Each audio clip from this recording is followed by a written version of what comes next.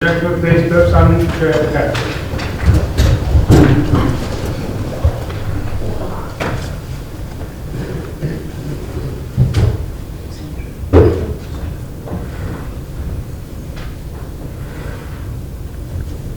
Thank you all, please be seated. And welcome to this council meeting on the 23rd of February. Can I start by asking item 1, apologies for absence. Councillor Sayers. Chair, can we have from outside Councillor David Carter, Councillor Nick Churchill, Councillor Eddie Johnson and Councillor Steve Remote. Thank you very much. Are there any others? Councillor Brooks. Yes, we've got John Strachan, Rob Davies and Nancy Watson. Thank you very much. And we've got all of those. Item 2, declarations of interest. Does anyone wish to make one at this point? No? Item 3, minutes of the previous meeting. Can I see those agreed? Agreed. Does anyone have any questions or queries on those minutes? In which case I'll sign them.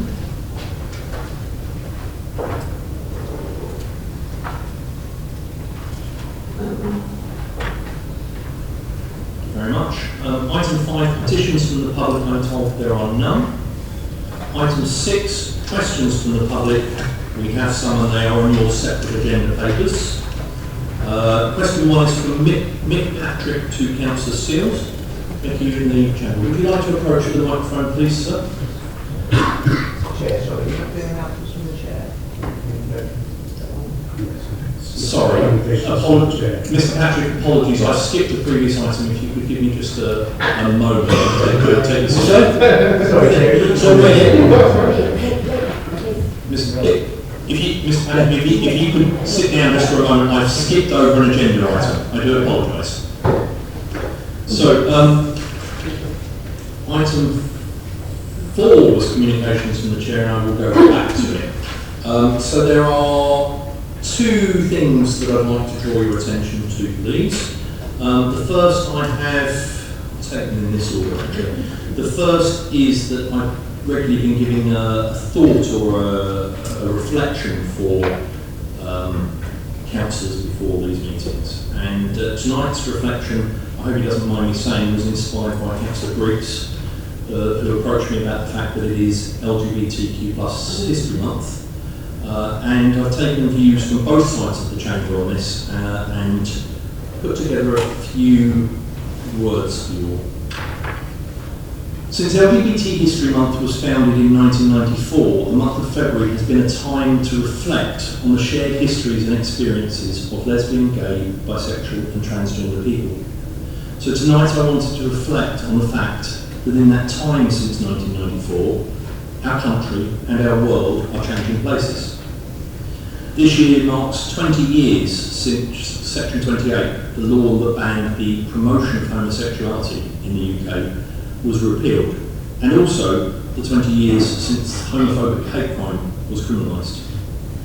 In another key anniversary, the Alan Turing Law, part of the Police and Crime Act of 2017, passed to introduce a statutory pardon for people convicted historically because of their sexuality in this country, has just celebrated its 6th anniversary. Now we see the question of gender identity and sexual orientation as part of the census, with over 1.5 million Brits describing themselves as LGBT on their 2021 census return. Within the political world, the UK has the highest number of openly LGBT parliamentarians in the world, with 61 MPs, 48 of those MPs from the 2 parties represented in this chamber. I see changes in my own faith of Roman Catholicism, which has a complicated and painful past with issues of sexuality, where Pope Francis said earlier this month that laws criminalising LGBT people are a sin and an injustice because God loves and accompanies people with same-sex attraction. I know that every member of the chamber will want us to all use this month to recommit ourselves to building a town and a country where no one should suffer or be judged because of who they are or who they love. Bigotry and homophobia have no place in Harlow. In the words of the Dalai Lama, love and compassion are necessities, not luxuries. Without them, humanity cannot survive. I have the other item tonight to present to you all is a sad one actually. We've had the passing of two former members of this chamber since the last council meeting, that are Doug Pennick and Paul Bellairs. I'm going to ask Councillor Vince and Councillor Durkin as well to say. Okay. Councillor Vince to speak about Councillor Pennick and Councillor Durkin to say a few words about Councillor Bellairs. Councillor Vince. Thank you, Chair. Obviously sad to announce the passing of former councillor Doug Pennick, who was the councillor elected representative for Catherine and Summers in 1993. But even before he was a councillor, Doug Pennick was passionate about Harlow and passionate about supporting young people in Harlow. Actually, in 1965, he started the Recreational Football League and was also a senior park warden for leisure services and one of the founding members of the local playscapes. Doug's wife, Daphne, was also a councillor, many of you will know, a councillor from my ward, Little Clarendon, and the family were passionate about Harlow, supporting Harlow, and only last week I saw Daphne continuing to champion Harlow at a patient participation group. So it's a sad loss to us, and our thoughts go out to Daphne, to Sonny and the rest of the family. Thank you, Chair. Thank you, Councillor Vince. Councillor Durkin. Thank you, Chair. It's actually quite sad, but we all need to take these moments to remember and to reflect those people who stood in this chamber, or the former chamber, for many, many years, and really shaped and designed the future that we're sitting in at this present time. Paul was an incredible man. He was wonderful, he was entertaining, he was really passionate about what his core beliefs were, which was socialism and Harlow. He was a local councillor, a county councillor, and was actually chair of this council, I just looked at the board, in 1998. I first met Paul when I was elected as a county councillor, and he was for Harlow, and he was never short of a one-liner, coming up with issues that he could do to upset Lord Hanningfield at any particular stage, but then again it wasn't that difficult to do it. And even when I met Paul not that long ago, it was obvious that he was in really, really poor health. But he still had a warmth and he still had a smile about him. He was still engaged and he still felt passionate about Harlow. I know there is a cliche about standing on the shoulders of giants. And actually Paul, like many of our former councillors, were those giants. We do not enjoy what we enjoy today without the hard work, the dedication that both Paul and his family gave to enable him to do that. He was a talented man, he was a stylish man, he was a strong voice, he was a friend, and he is a loss to Harlow. Thank you, Chair. Thank you, Councillor Durkin, and I'm sure on behalf of all the chamber, you will let me wish the families of Paul and Doug our very best wishes and condolences. I will turn now to item 6, questions from the public. And once again, apologies, Mr. Patrick, if I could ask you to take the lectern again. Mr. Patrick, would you like to read your question, or would you like to have it taken as read? I will read it. Please do. Thank you. It is brought to our attention that due to the ULEZ zones in London and proposed extensions of the ULEZ zone, that Arriva buses and post office vehicles have been transferred to Harlow from London, so we now have higher emission vehicles in Harlow. What has Harlow Council done to encourage the use of low emission vehicles from our public services? Thank you, Mr. Patrick. Councillor Sims. Thank you, Mr. Patrick. Road transport is one of the biggest contributors of nitrogen dioxide and particulate matter emissions. The London ULEZ is an example of how some authorities are tackling air pollution in the bid to improve public health. Unfortunately, as a result of low emission schemes in London, bus operators and commercial routes in Harlow and other towns outside of London are operating buses with higher polluting vehicles, which are not the most up-to-date with regards to Euro standards. Harlow Council is working with multiple stakeholders to encourage a model shift within Harlow to use some sustainable forms of transport. Buses play an important part to this, so the council and its partners are encouraging local bus operators and businesses to shift lower zero-emitting vehicles. As you may be aware, the council is supporting the establishment of sustainable transport corridors in Harlow with the development by Essex County Council of the Harlow North to Town Centre. The Harlow Bus User Group was established to discuss bus services across the town. The meetings are open to the public and give the opportunity for the public to have their say on the bus network, including giving the opportunities for a wider discussion on the need to reduce air pollution emissions from the London bus operating network. The next meeting is currently being arranged and is expected to take place during April 2023.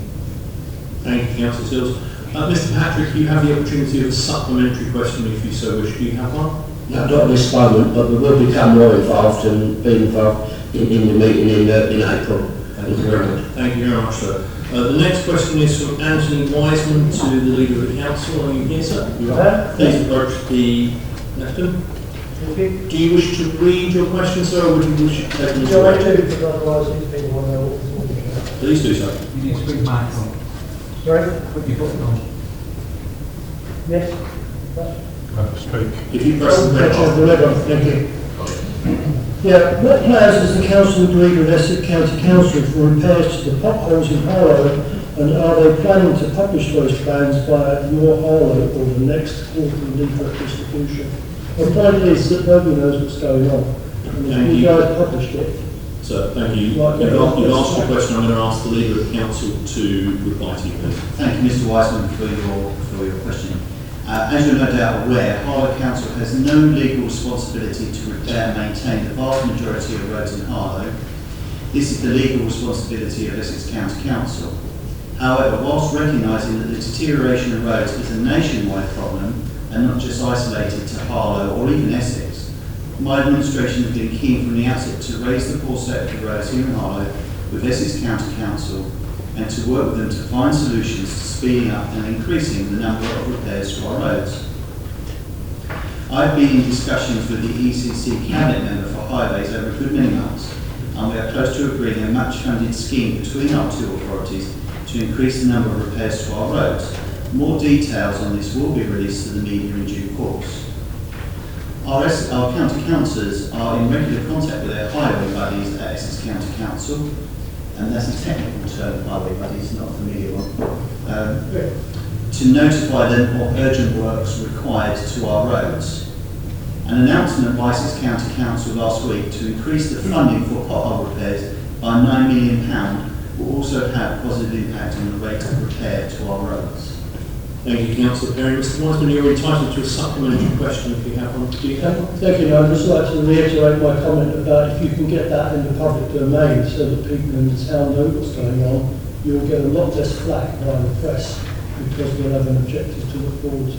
Thank you, Mr. Wiseman. Thanks for your time. Councillor Perry? Yeah, as I said in my answer to your question, when those plans are more forthcoming, we will release that in the media. This is our interest that people are aware of the plans just as much as yours. Thank you. Thank you, Councillor Perry. Mr. Wiseman, I see you have a second question. Sorry, to the Leader of the Council. Yes. Would you like to read that or take that as read? I'm going to read it again, otherwise other people don't know Please what's do going on. Okay. So please explain what the additional cost per household would be via council tax if a special levy were to be used to raise the funds for pothole repair, and could Harlow Council carry out those works if ECC will not? Thank you very much, sir. Councillor Perry? Thank you. We have asked Essex County Council if they can provide us with the data that would enable us to make the calculation that would answer your question. If and when they are able to provide us with this data, we would be happy to provide you with an answer in writing to your question. It is not considered, though, that a special levy can be sought for highway maintenance. It is our understanding that there are restrictions upon both who could seek a special levy and the purpose of any such proposed levy, and that this request would fail on both aspects. Okay. Thank you, Councillor Perry. Mr. Wiseman, do you have a supplementary question on that? Not from that, just that if people understood the costs, and if we would actually hit their pockets, there might be a little bit more understanding of your situation. I'll take that as a question, and I'll ask Councillor Perrin if he wants to respond. I thank Mr Wiseman and in the spirit in which the question was asked. It is certainly not, my response to that helpful comment is not to offer excuses to the public, but merely to inform them of the questions that our group have often asked as to the reasons why the roads are the way they are. There are a number of things, namely Essex County Council oversee a road network the size equivalent to Northern Ireland, to put it into context, number one. Number two, new towns, particularly ones like Harlow, many of their roads are built on a concrete sub-base, which is moving. And so our roads are more prone to deterioration than many other roads. Number three, we have had a summer of extreme heat and a winter of extreme cold, and all of those that can remember their days from geography at school, the freeze-thaw effect and expansion and contractions will know that the base upon which the roads are sitting is shifting more, and so whilst at this time of year we would experience more potholes, we are experiencing even more than we would normally for those reasons based on the laws of physics. When laws of physics come into contact with the laws of economy, we have problems, and that's why I'm really grateful that Essex County Council have recognised the need to do more given those geographical and heat-related problems, and are investing a further £9 million to address that problem. Unfortunately, Mr White, I suspect that potholes and the problem of them will forever be with us because they are a physical thing, and the roads are subject to mechanical wear. But Essex County Council and ourselves are determined to continue to work to speed up the rate of those repairs when they are necessary, and that's why we'll continue to do all we can. So thank you for your question, sir. Thank you, Councillor Perrin. Our next question comes from David Foreman to Councillor Nicky Purse. Would you like to read the question, Mr. Foreman, or would you like to take it as read? I'd like to read it, please, Chair. Please do so. The cost of the premium greenway service was slashed by the last Labour administration from £96 to £42 on the 28th of February 2020. The then portfolio holder for environment, the late Councillor Danny Bowen, remarked in a press release, "We recognise that many residents want the convenience of being able to recycle their garden waste from home. The cost has been too high for too long, and we have listened and responded to our residents.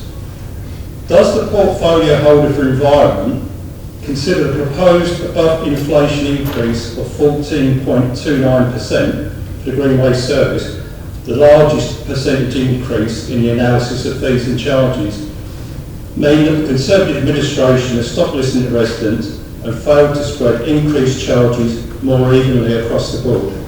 Thank you, Mr. Foreman. Councillor Purse. Thank you, Chair.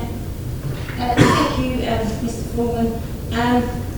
A regular and reliable collection of green waste is a valuable service provided to Harlow residents, and the service is considered important by residents and by myself, the portfolio holder, as well as the wider administration. There was no increase in the charge to residents last year for this service, despite there being a 7% increase in the charge made to Harlow Council for the provisions of this service. It is anticipated that the price of the council will increase again and will be effective of the 1st of April, and this will be in line with the consumer price index at that time. The increase is proposed in the council fees for the charge for 2023-2024 is the equivalent of an increase of 50p per month for the household who chooses to use the service, and this is, in my opinion, remains a good value for money for residents. Thank you, Councillor Purse. Mr. Foreman, do you have a supplementary question that you wish to ask? Yes, I do, Chair. Given that many pensioners use this service, and the fact that there are so many other charges that were the council kept to no increase at all, I'm just wondering what impact assessment was made of the increased charges to see whether or not they disproportionately affected any particular vulnerable group in our town. So what assessment was made of the impact of vulnerable groups when these increased charges were made? Thank you. Thank you, Mr. Foreman. Councillor Purse, I'll hand back over to you.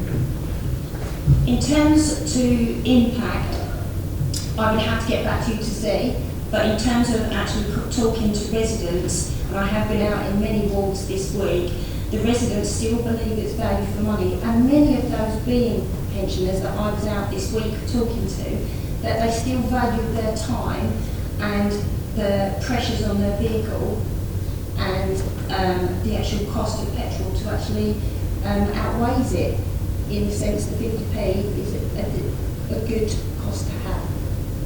Thank you, Councillor Purse. Question 5 comes from Colin Thorpe to Councillor Michael Hardware. Mr. Thorpe, would you approach the lectern, please? Would you like to read your question, sir, or would you like to have it taken as read? Yes, please, Mr. Chairman. Sorry, which one? You know me.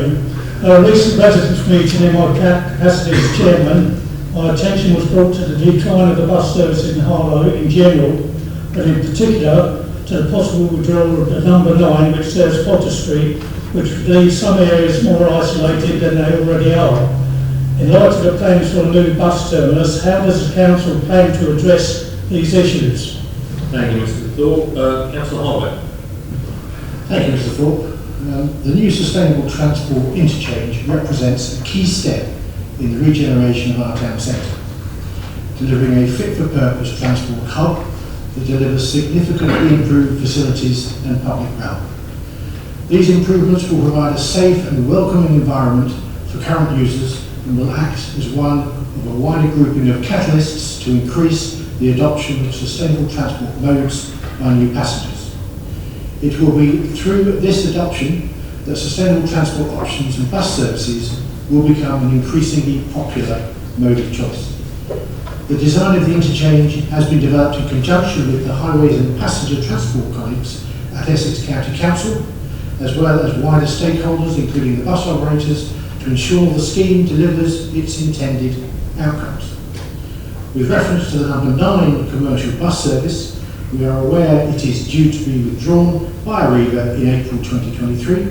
We understand the reason for this is due to a lack of availability of drivers and the knock-on effects this has to services and profitability. The Council is currently liaising with Essex County Council on the matter, who have indicated they will be undertaking a sustainability study to understand whether they can direct support the service in the future. The timeframe of this study is currently being considered. Thank you, Councillor Hardware. Mr. Thorpe, do you have a supplementary question? Yes, I have.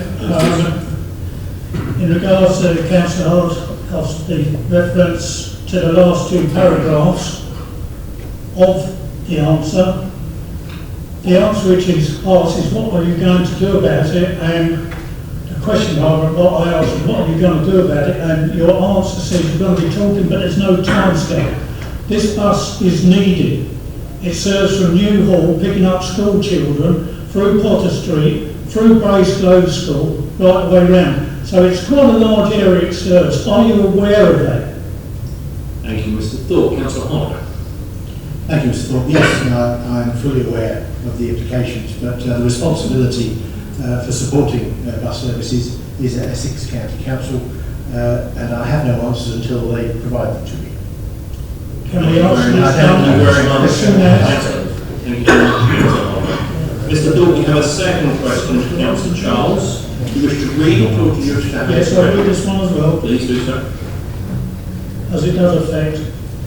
In the light of recent crime both in the Stowe and Prentice Place, CCTV footage should have been available. I've been informed by one resident after the theft of a motorbike from Prentice Place that the police were awaiting release of the CCTV footage from the council. In Prentice Place, cameras are facing to the ground, so giving no overall view. The question asked is, does CCTV work in both the Stowe and Prentice Place? Thank you very much, Mr. Thorpe. Councillor Charles. Thank you, Chair. The Council is committed to tackling antisocial behaviour and crime. In the new community safety strategy for the town, the council is clear that CCTV provision is a tool to assist in the identification of perpetrators of crime and can help increase the number of successful prosecutions through the criminal justice system. I can confirm that all the CCTV cameras at the Stowe are fully operational. Officers have made sure to check this is the case. All council-run CCTV cameras are checked regularly as part of a routine maintenance cycle. The installation of the CCTV at Prentice Place was intended to be a temporary solution to monitor the refurbishment works that took place as part of the regeneration programme in response to the vandalism that was taking place at the site whilst the works were ongoing. As part of the works, security doors were also installed to reassure residents that access to certain areas of Prentice Place would be managed. The CCTV system is not currently operational as its specific purpose was to act as a building site deterrent. However, housing officers and the property and facilities team are reviewing the CCTV provision at Prentice Place to determine what is the most proportionate solution to meet the ongoing monitoring needs. The council continues to use CCTV because it is proven that it deters people from using certain areas for antisocial and criminal activities. Thank you, Chair. Thank you, Councillor Charles. Mr. Thorpe, do you have a supplementary question? Yes, I do. I find the answer rather strange, but there you go. As you may be aware, there is a service charge levied on all the shops in Prentice Place. And I know for a fact that when we were going to be renting Osler House as a Potter Street Health and Wellbeing Hub, included in that service charge was a charge for CCTV. I'm sure them shop holders will be very happy if they find they're paying for something which isn't there. Councillor Charles. Mr. Thorpe, I have some good news for you. Housing colleagues have looked at the different options, as I said in my earlier response. As a result of that, and looking at the installation charge, the regular maintenance and servicing that would be incurred for such a device, I'm pleased to say on an operational basis that housing officers have instructed the programme to proceed. What that means is that operationally, housing officers, where this sits, because of the works that took place at Prentice Place, will get on now in the coming weeks to install a system.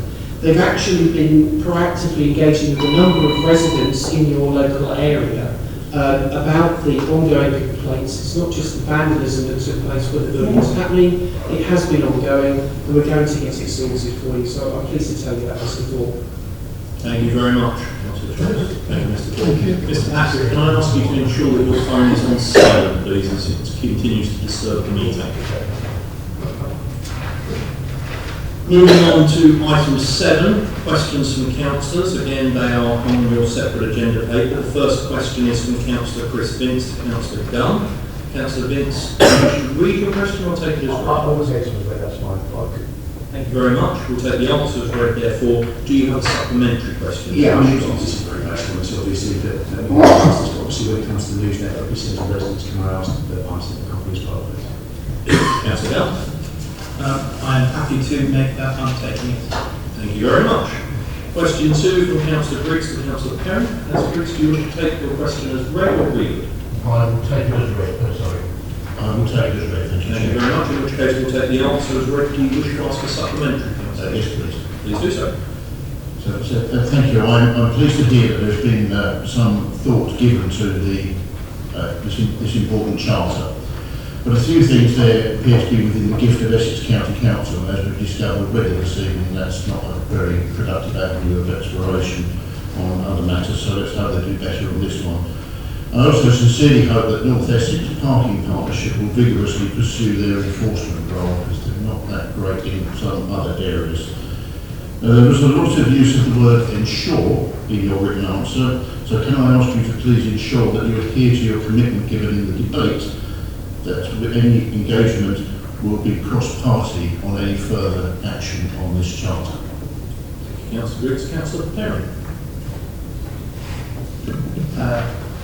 I'm happy to say, following our last meeting, where this was raised, Councillor Briggs, I did say I'd be happy to work cross-party on some of the things that you suggested and any other further suggestions that are right.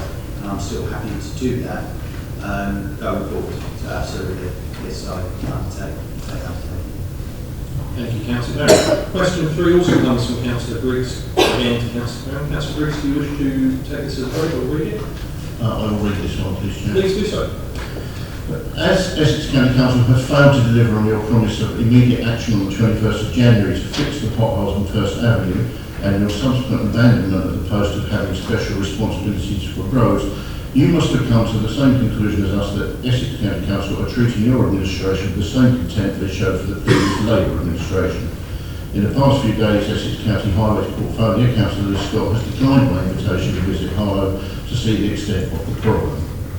Will you therefore accept my invitation to sign my pothole petition and join councillors and residents on the next public protest event? Thank you, Councillor Briggs. Councillor Barron. Thank you very much, Councillor Rees. As has already been said tonight, the responsibility for repairing and maintaining the majority of the roads on Harlow rests with the Essex County Council. I have made no promise that potholes will be fixed. I cannot promise what is not within my power to deliver. However, I have stated publicly that Essex County Council's commitment to ensure that safety critical repairs to First Avenue will be made immediately relative to the 21st of January 23, weather permitting.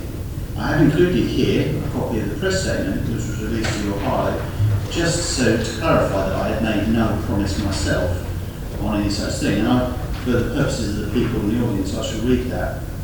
It says, the Leader of Harlow Council has issued a statement regarding the state of First Avenue in Harlow. Councillor Russell Perrin said, since becoming Leader of Harlow Council, I've been in regular contact with Essex County Council regarding the state of our roads. It is no secret that our roads are in a poor state.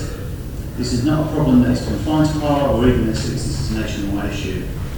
As many people know, the responsibility for maintaining our roads is not a Harlow Council responsibility, but one that rests with Essex County Council. That said, I, like everyone who lives and works in Harlow, travel on these roads, and as such, I want to see them better maintained. Many will still have seen the gradual deterioration of First Avenue. The recent bad weather and snow has made the situation worse.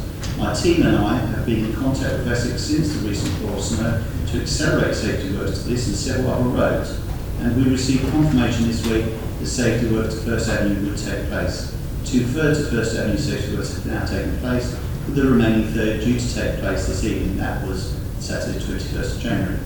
The rest of the weekend and early next week, weather and temperature conditions permitting.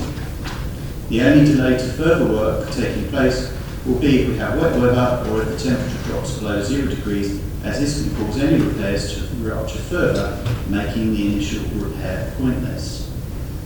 The Labour Party have protested for many years when their administration, yielding no discernible improvement in the condition of our roads.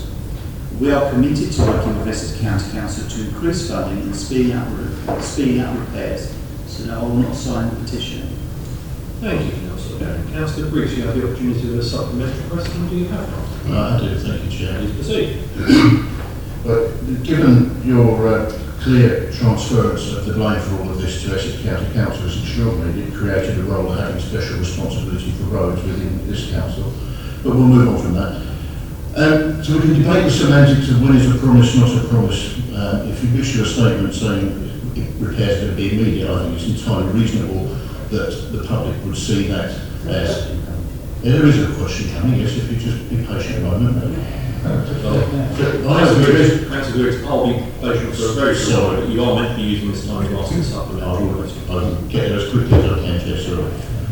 So you didn't lead to the Mystic Neg on the night of the 21st to know that it was going to be zero and wet. It was already close to zero when your statement was issued. And subsequent work didn't happen over the next few days, when 4 of the following 6 days were dry and above zero, between 3 and 6. So I'm just going to ask you, with your talking about the process failing, I mean, clearly it doesn't work when you protest, does it, with Essex County Council, because you had as much success as we did, so do you share my frustration with this? Thank you, Councillor Briggs. Councillor Perrin.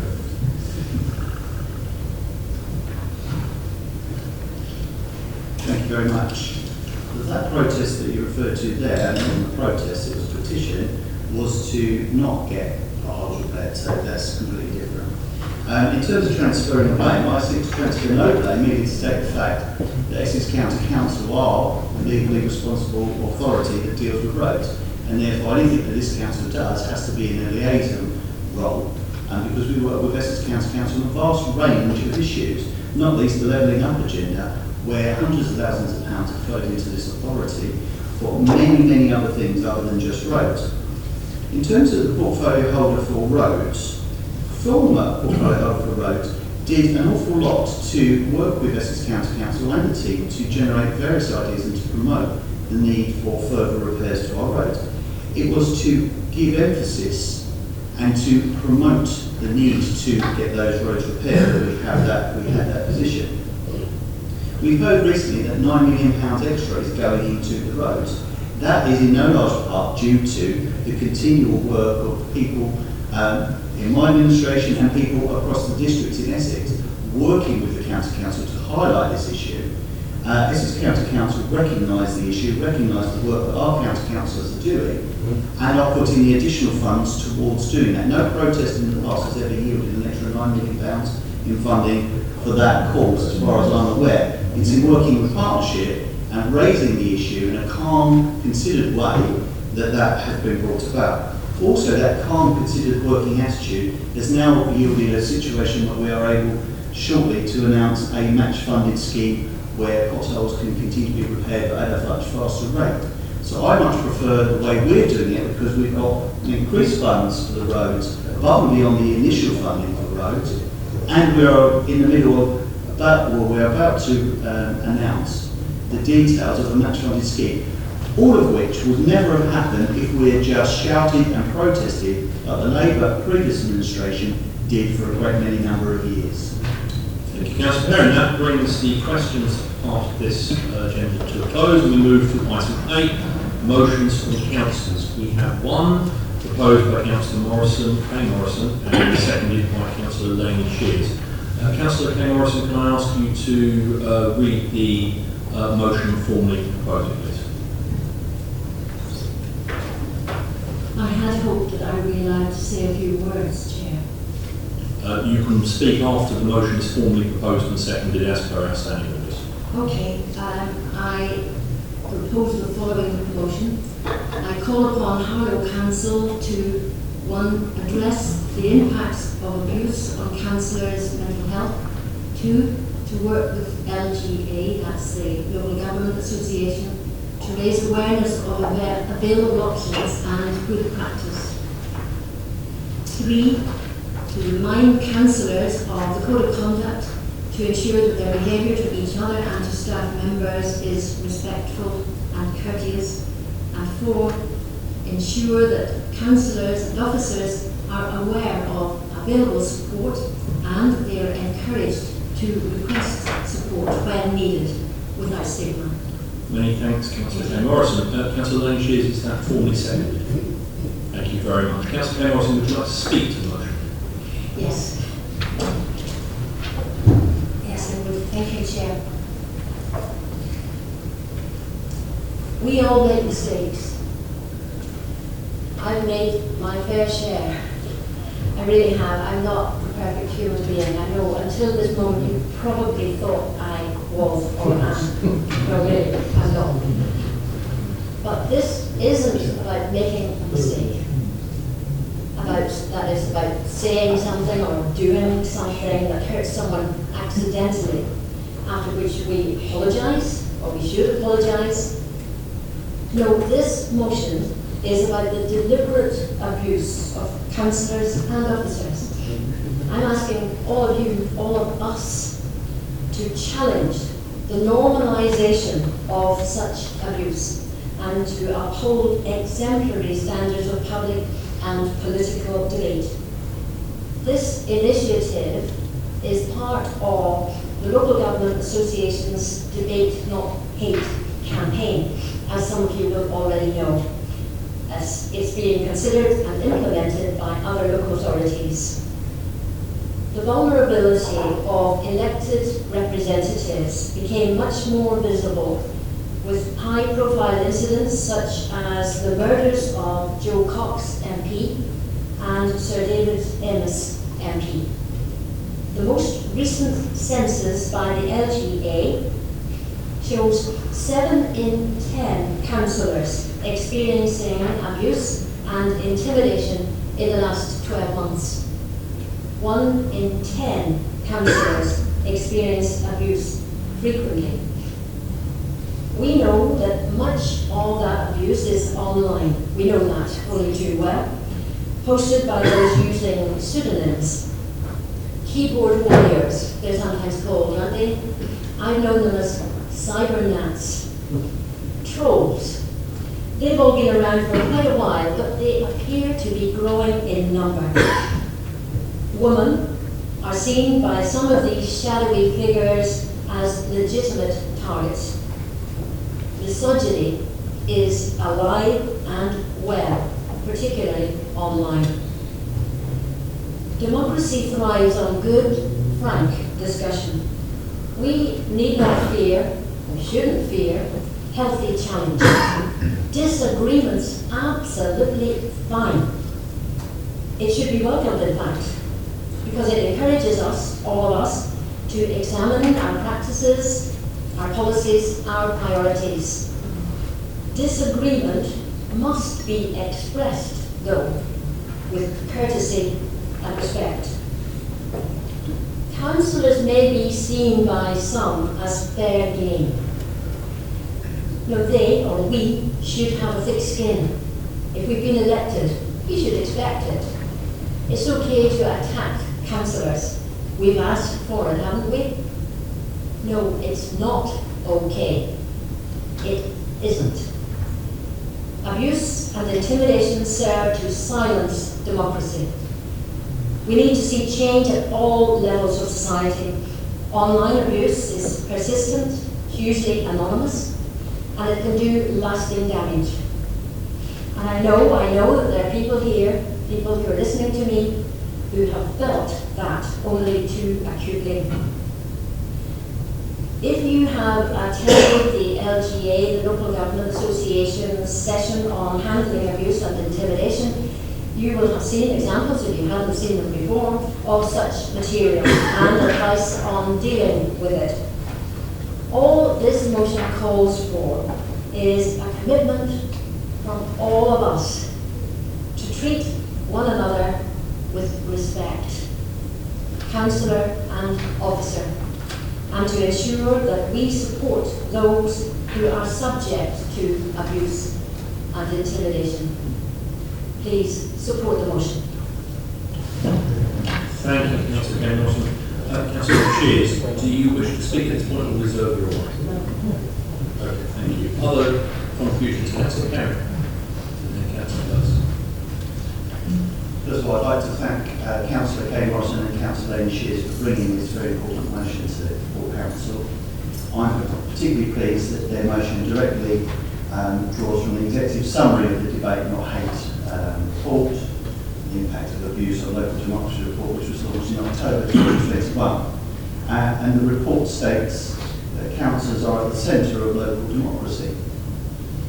And I would urge any councillor who has not read the report to do so. I would urge them most strongly.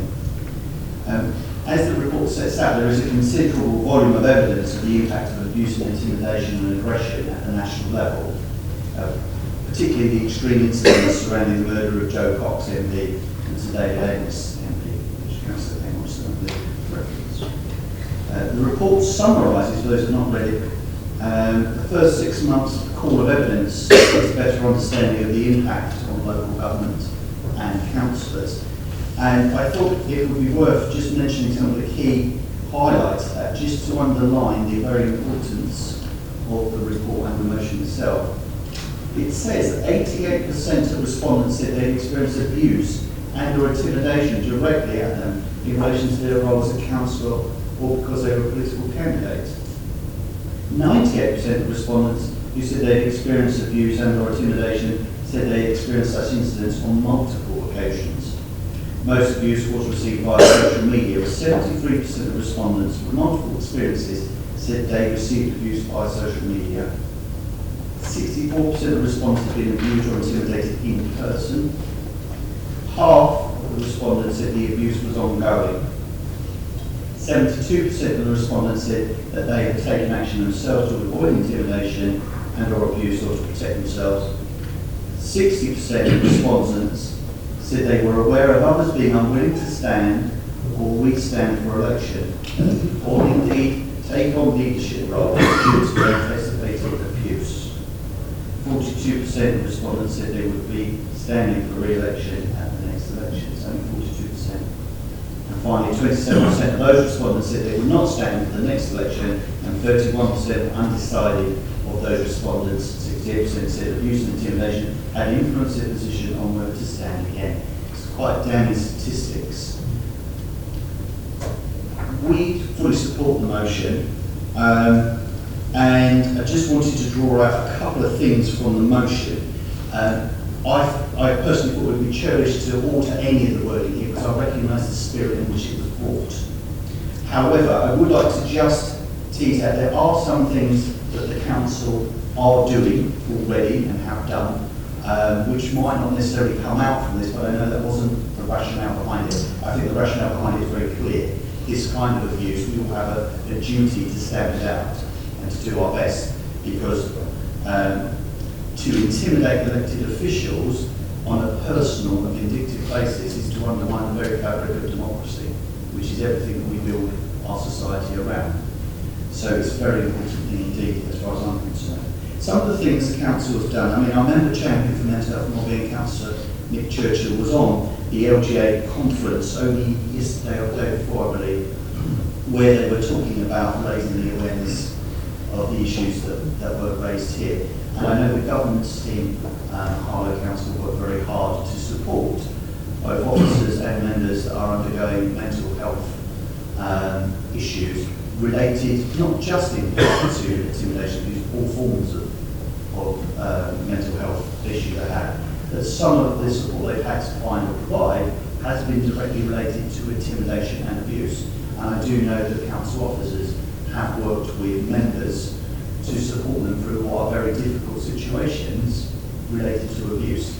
So the support is there, but you're quite right to continue to highlight it, to continue to shed light on it is absolutely important, because when we allow this to retreat into the shadows, then we all feel isolated. Bullies do not like the scrutiny and glare of daylight, and this is the way we do it. So I absolutely commend that. That's very 30 seconds. That's fine. I'm about to sum up. Essentially, I think it's very well. I would just mention that Vitamines also provide help and support in conjunction with GPs, and this can be accessed through self-referral or through your GP yourself in addition. So I welcome the motion. Thank you very much for bringing it to us here today. Thank you. Thank you, Councillor Brown. Councillor Plus.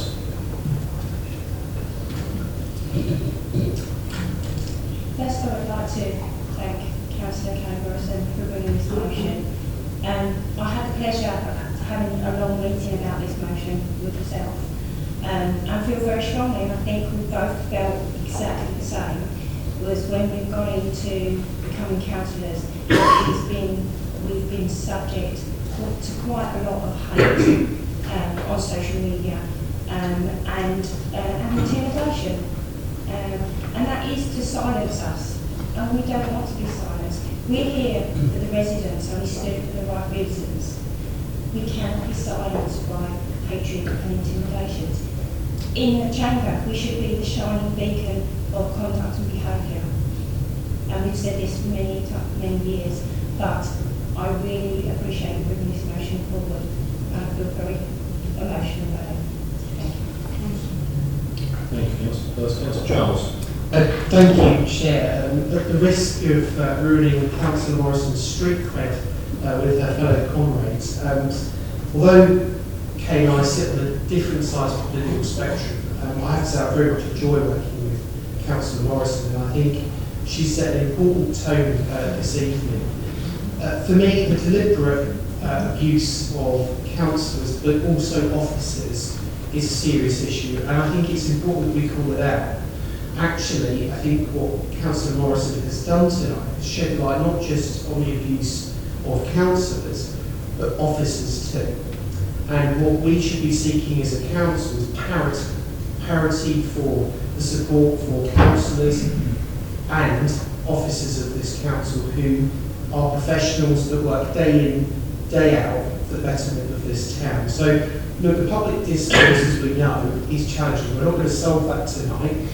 What Councillor Morrison has done has enacted a local step change. And we need to follow that example in the way that we show conduct in the future. So I'll be making this motion, Chair. Thank you. Thank you very much, Councillor Giles. Councillor Derby. Sorry, Chair, I'm not sure what the etiquette is now. Should we be standing up when we speak? Standing orders bears no question of whether you should stand or sit. As long as you feel comfortable, Councillor, as long as we can all hear you using the microphone, I'm perfectly happy. I think we can go around this and we can talk in principles, but the only way that you're going to change is to take ownership and responsibility and accountability for what we do and what we don't do as councillors. And we have seen a toxic environment that has festered for a period of time in this chamber. And there are several of us who are old enough and remember a long, long time ago when it was horrible, this chamber, and the hatred that came out of it was so toxic, it made people very unwell. And we need to make sure that we're going in the right direction, not in the wrong direction. Abuse has implications both to us as individuals, because a lot of people think we're paid to do this, so therefore it's okay. But actually we're not. We do this because we believe passionately about Harlow. We may have different political ideologies, but the essence of coming through that door is because we want to try to make a difference. But unfortunately, it then feels like at times gloves are off and common sense goes out behind us, out of the window. The reason I want to stand up is that we also have to remember that we have people who love and care for us, who allow us to do this job and give us the time away from our families to do this job. At times, that is very stressful for people. But those people, because now we have the pleasure of having everything recorded, can look back and see the behaviour that we have been subjected to over a period of time. The test, I think, is if we're going to take this seriously, is in the next 10 minutes, we're going to start the debate about the budget. And I just hope that people will resonate with what has been said and act in a professional, courteous and dignified way. Because we have that responsibility. As you said, we should be shining the light to say what is reasonable, fair and reflective. That's what the Nolan principles are about. It's good that we can come back and revisit, rerehearse and take ownership of those Nolan principles and get it right this time. So thank you for giving me the opportunity. Thank you, Councillor Durkin. Looking around the room, I don't see any other hands. So, Councillor Shears, do you wish to exercise your second speech? Thank you, everybody. Thank you, Kate, and thank you for everybody that's spoken. And it's really nice to feel that this is something that we can all agree on, because it's really important. The reason that I wanted to second this motion is because I feel really passionately about respect and dignity and about local democracy. And I also believe that, by treating people with respect and dignity, and the residents will see that, and maybe we may just be able to encourage more people to come and stand and look around this chamber now, and I don't think it absolutely represents the people of Harlow in as much as ethnicity and sex, etc. So I really feel that we want to encourage people that are underrepresented groups as well. So I think it's really important that we, that we make sure that we behave in a way that's, I'm going to say welcoming, and notwithstanding we have debate, but still that we should be a group of people that are showing something to be kind of right. Abusive language and behaviour is not acceptable, whether it's online, whether it's in this chamber or anywhere. And we as community leaders, have a duty to challenge that and not to just let it happen. So as I say, I'm really happy that this is just going to go through, and Councillor Durkin's right, we have got a debate coming up, and let's just show that we are better than we have been at times. Thank you. Thank you, Councillor Shears. Councillor Kay Morrison, under outstanding orders as the mover of the motion, you have the right to reply at the end of the debate. Would you like to say anything else? Thank you very much, Chair. I really don't think I need to say anything else. Everything has been said. Really wonderful words we have heard this evening. Plenty of wisdom and insight and courage on show this evening. So folks, let's see if we can do it. Thank you, Councillor Morrison.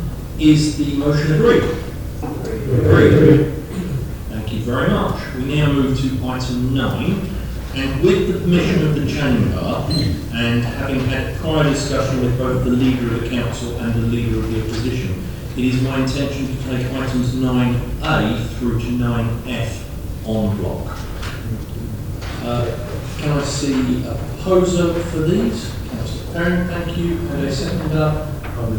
Councillor Lane. Thank you. You also the right speaker. Councillor Perrin, do you wish to speak? Thank you, Chair. Let's see if we can do it.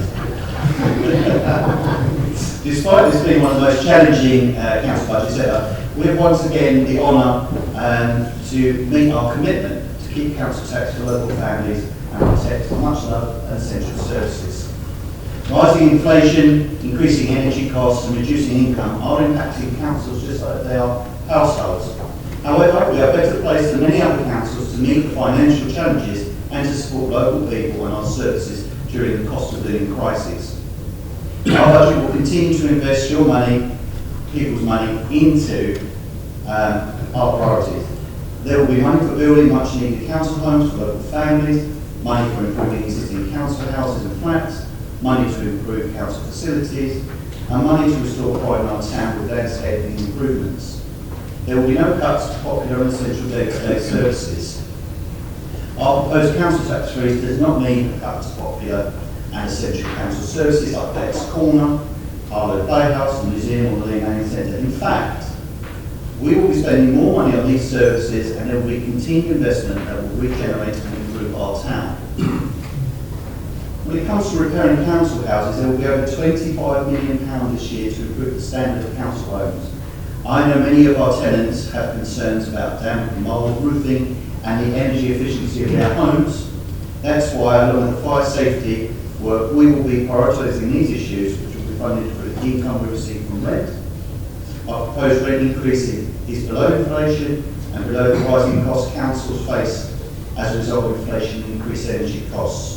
The rent increase means that average rent for a council home in Harlow would just be over £104, which is considerably less than renting a private property. Council tax support for those in need as well will exist. Some 6,600 households on low incomes receive support from the council tax, and we will continue to support families and households struggling with the cost of living.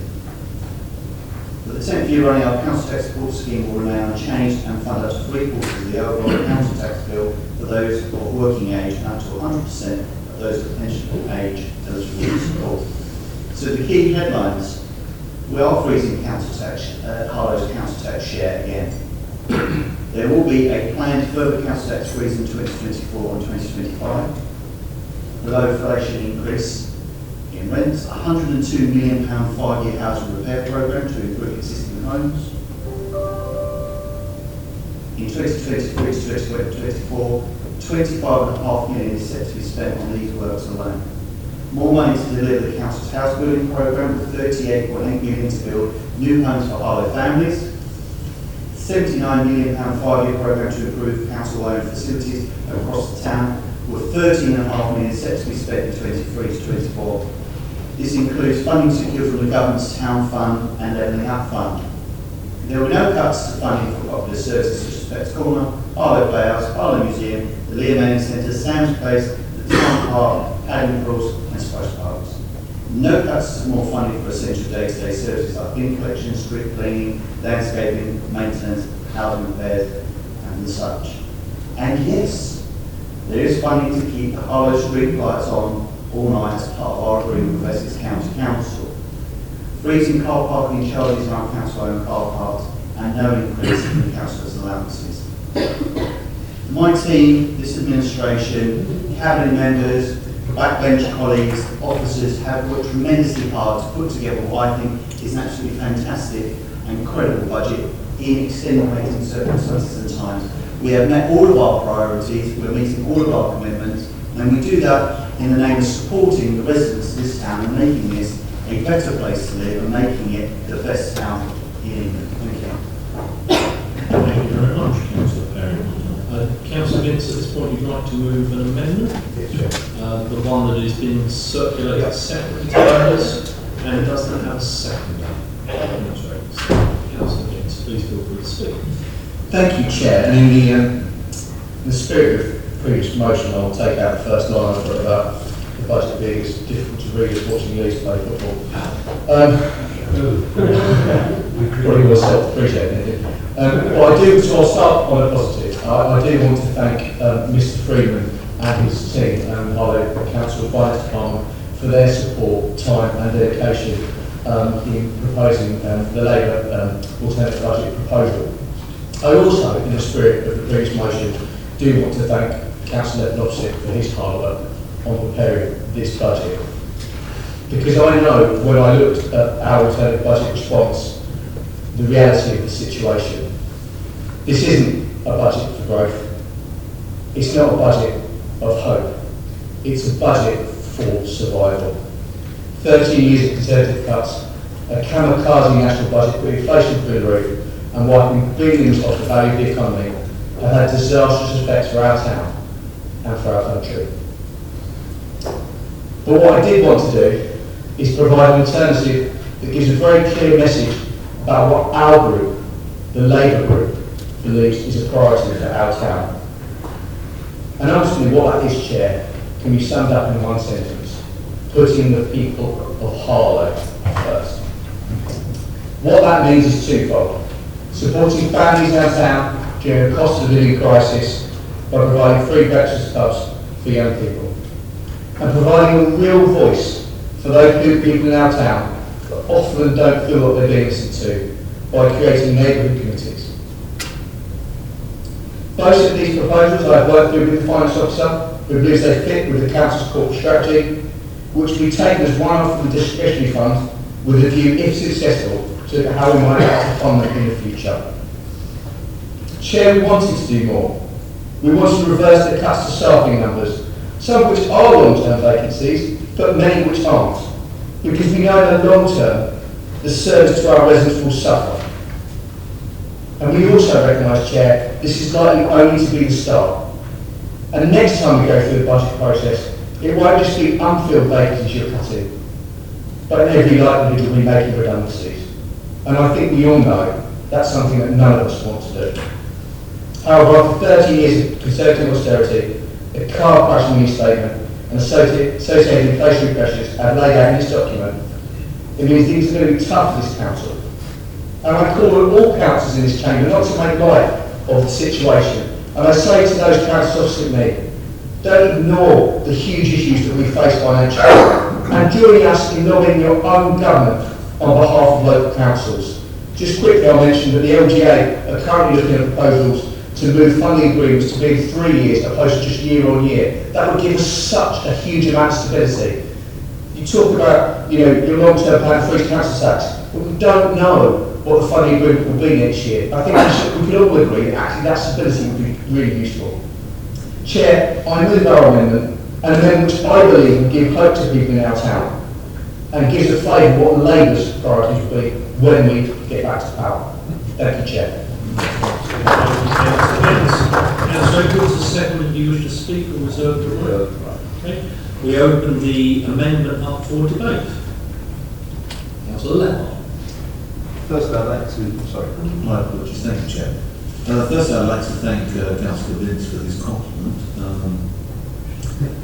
we've read through this proposed amendment, and personally I'm very happy, and I think most of my colleagues are, for officers to look at the potential cost implications, because we've seen some numbers, but we'd like to see those verified.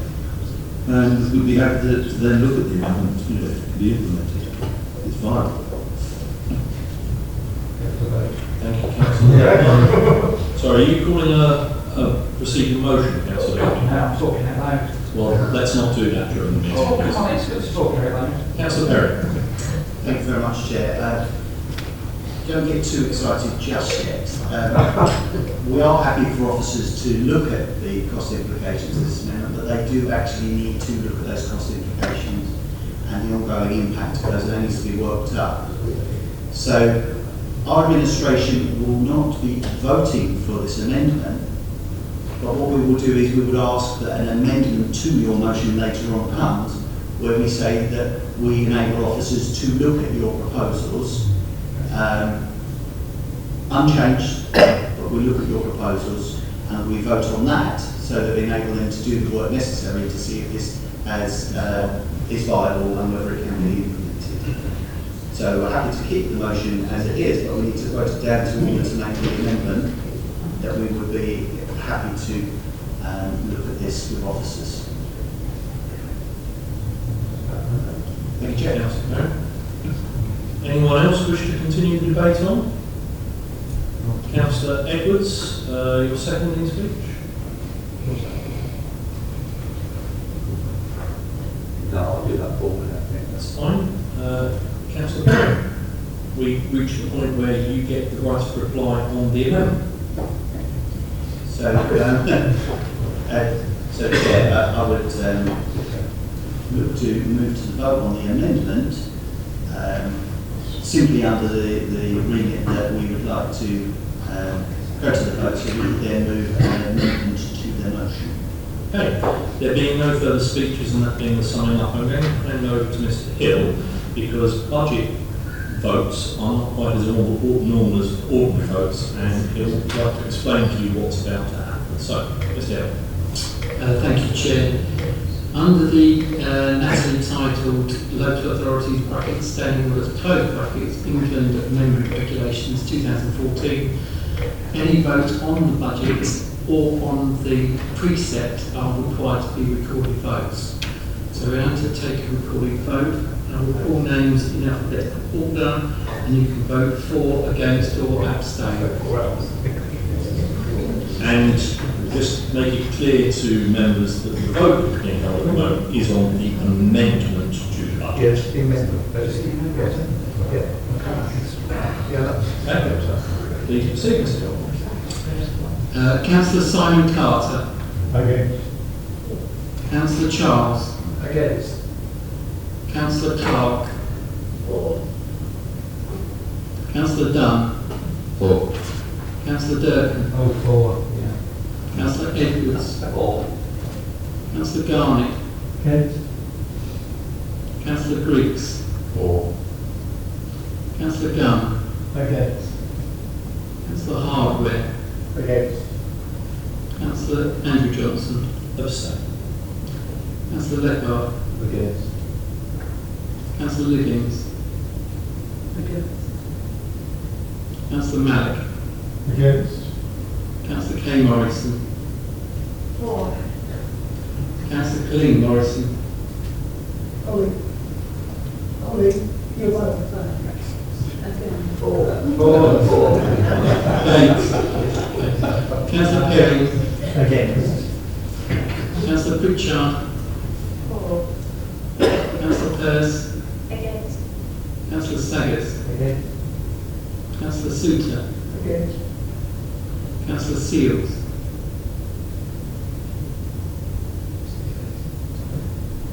Okay. Councillor Shears. Councillor Swords. Against. Councillor Vince. Oh, for.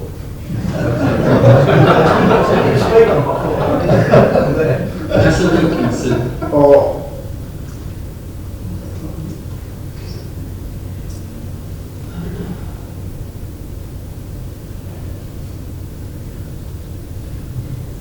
we wait for our Eurovision judge to count the other tables. Hopefully my count is correct. It's 10 for, 15 against, 1 abstention, so that's amendment lost. Thank you very much, in which case the amendment falls and we return to debating the substantive motion. Councillor Perrin, you've given indication that you wish to move a further amendment, yeah? Yes. I'd like to move an amendment to the opposition's motion, if that's possible, Chair, in line with the fact that I'd like the officers to explore the cost implications of their motion, and in the spirit of that, I would look for a seconder from the opposition for the cost implications of their motion to be explored. Councillor Vince is willing to second that. Do you wish to debate or speak on that? I don't propose to debate or speak on it as a matter of natural process, and I'm happy to go to the vote if the League of the Opposition is happy to go to the vote. In which case, then, there being no further, I'll hand back over to Mr. Hill, since it's a budget amendment. We'll need to go through the process of the main vote again. So I'll read names in order. Councillor Simon Carter. Councillor Charles. Councillor Clark. Councillor Dunn. Councillor Durkin. Councillor Edwards. Councillor Garnett. Councillor Griggs. Councillor Gunn. Councillor Hardware. Councillor Andrew Johnson. Abstain. Councillor Leppard. Councillor Livings. Councillor Malik. Councillor Kay Morrison. Councillor Clean Morrison. Councillor Perry. Councillor Pritchard. 4. Councillor Peirce. Councillor Saggers. Councillor Souter. Councillor Seals. Councillor Shears. Councillor Swords. Councillor Vince. Councillor Wilkinson. So they're doing 26 in the chamber, so it's 25 for 1 abstention, so that's carried. Thank you very much, Mr. Howard. In which case, the amendment has just been moved, now becomes the substantive motion, and we return to the debate on the substantive motion. Anyone wishing to speak? Councillor Leppard, you're exercising your second to speak at this point. Yes? Go for it. Okay, please. Well, firstly, I think 1 year ago, when we made our previous budget, nobody would have foreseen what has taken place internationally. The cruel war in Ukraine and the impact it's had on the global economy. So this budget has been a huge challenge. Before going further, I really would like to thank the officers, the Section 15 officer, the new Assistant Finance Director, and the various directors and my colleagues, portfolio holders, who've all contributed to this piece of work. I don't want to reiterate everything that Councillor Perrin said, but I may do some of it, so you have to bear with me.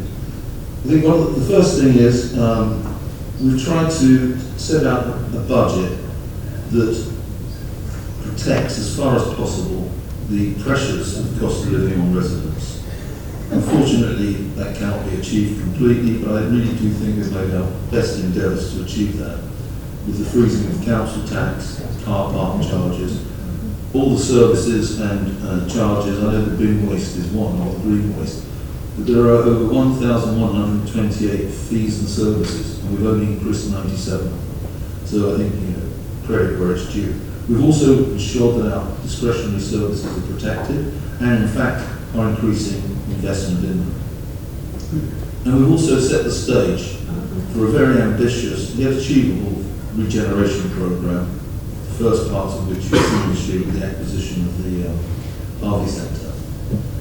We've managed to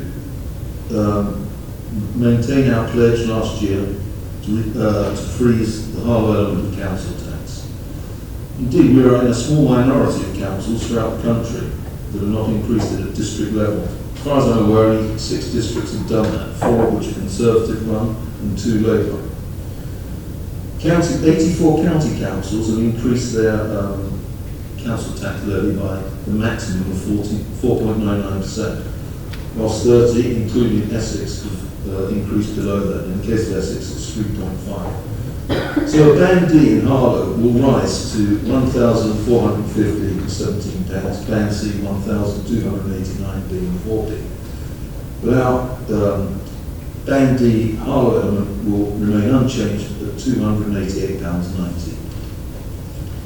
I won't reiterate about the council tax support which continues. Rents will increase considerably below inflation at 7% in line with government guidelines. And this means that the average weekly rental in Harlow increased by about £6.82, bringing the average weekly rental to £104.18, which still compares very favourably with the equivalent private sector rentals at around £270 a week.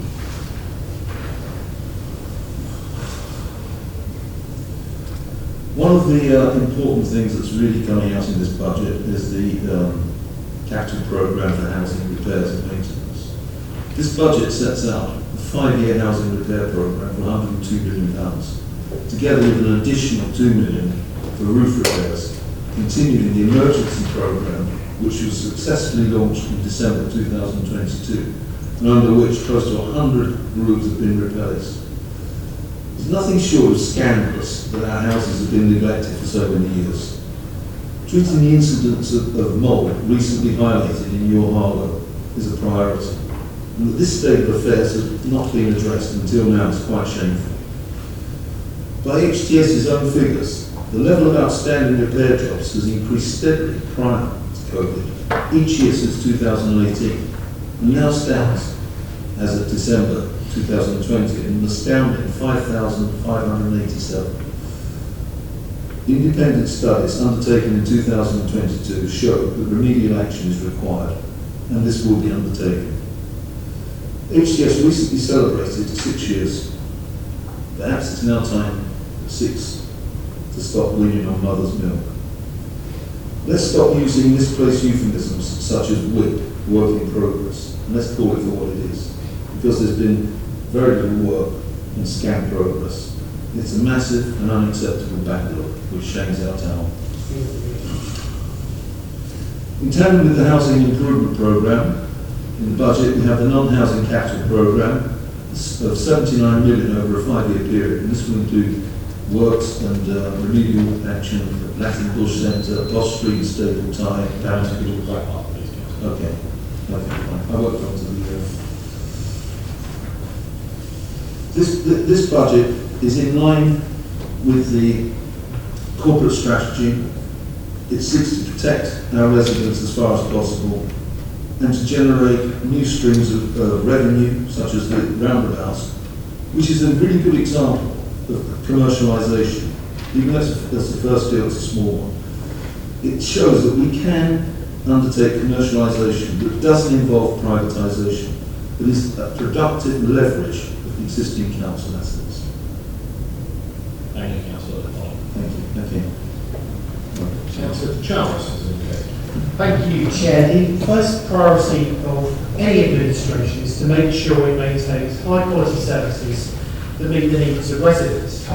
Tonight, this administration is moving a budget that not only delivers on the basic requirement to deliver such services, it is positioning this council to do much more than that, with a targeted investment to make Harlow the business growth capital of the east of England.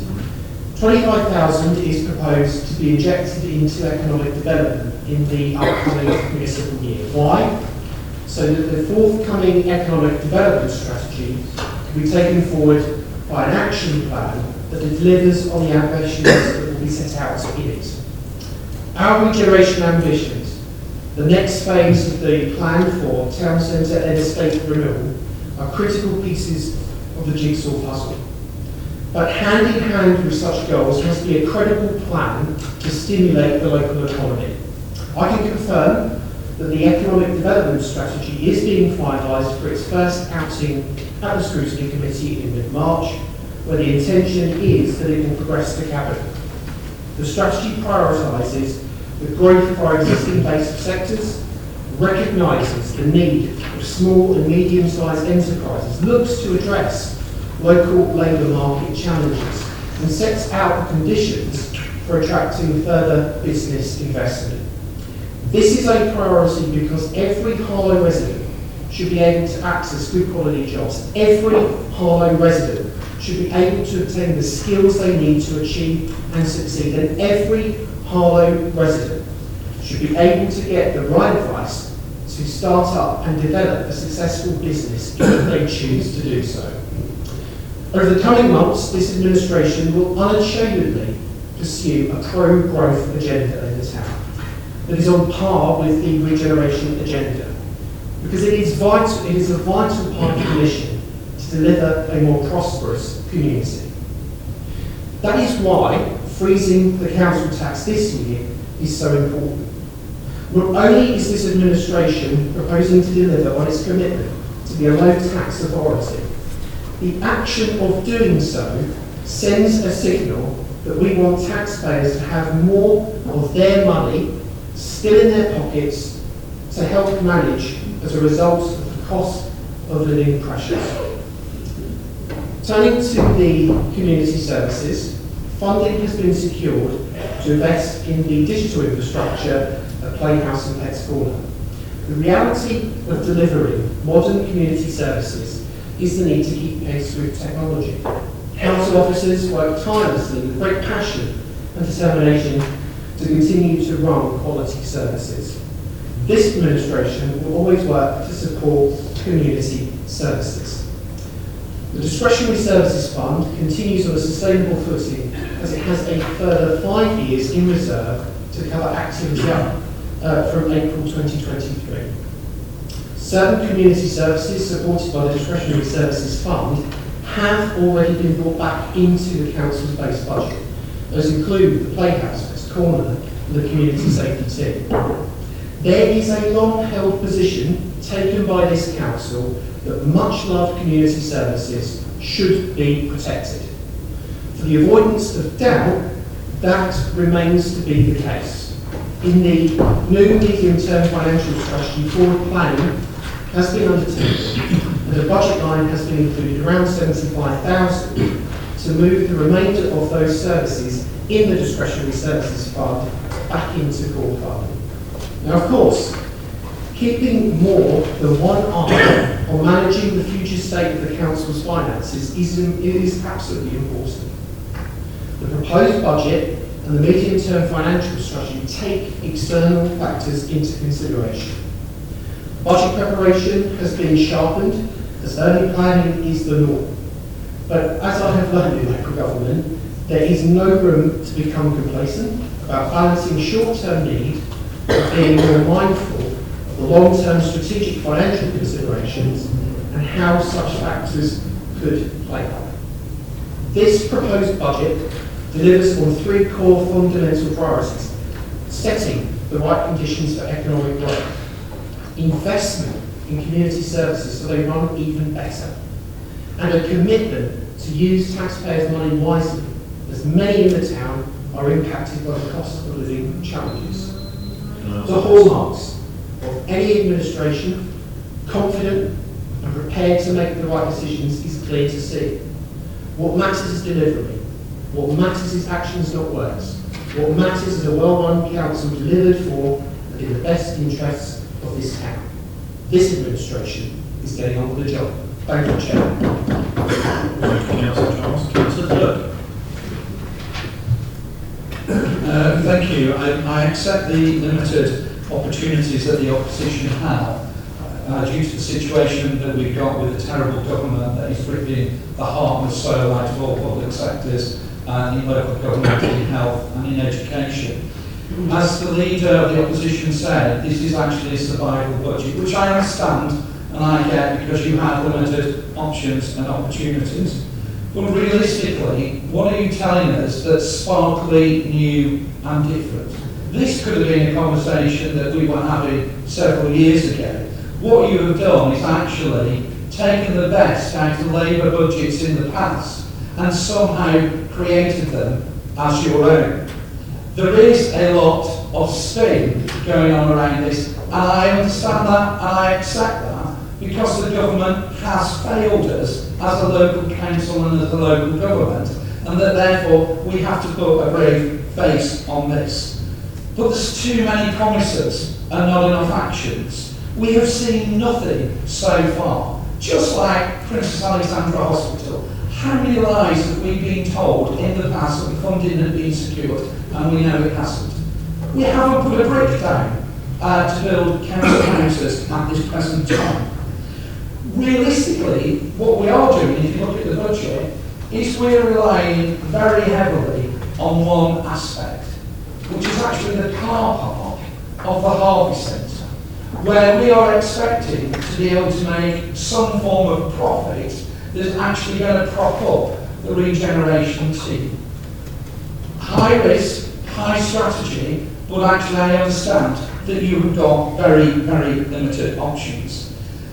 The idea of sponsorship of roundabouts is somehow going to create this wealth and opportunity for these, when everybody knows that actually people are using social media, not hardboards on anyone, but I bet the first person who'll sponsor a roundabout will probably be our MP. So let's just see who does that. What we are doing is we're moving local services at Bush to the centre, and I like the ideology of its commercialisation, a bit like the roundabout. It's privatisation, because companies will only come in if they're going to make a profit. They wouldn't be in existence if they didn't make a profit. So let's not pretend that it's something that it isn't.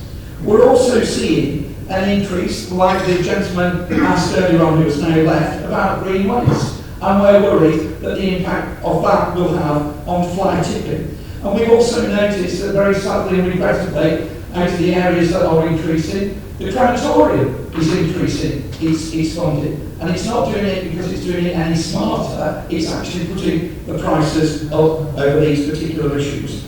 And sadly, we are losing vacancies. Important roles that have been held back and held back and held back, and now we're using the excuse, well, we haven't needed them for a period of time, so let's not.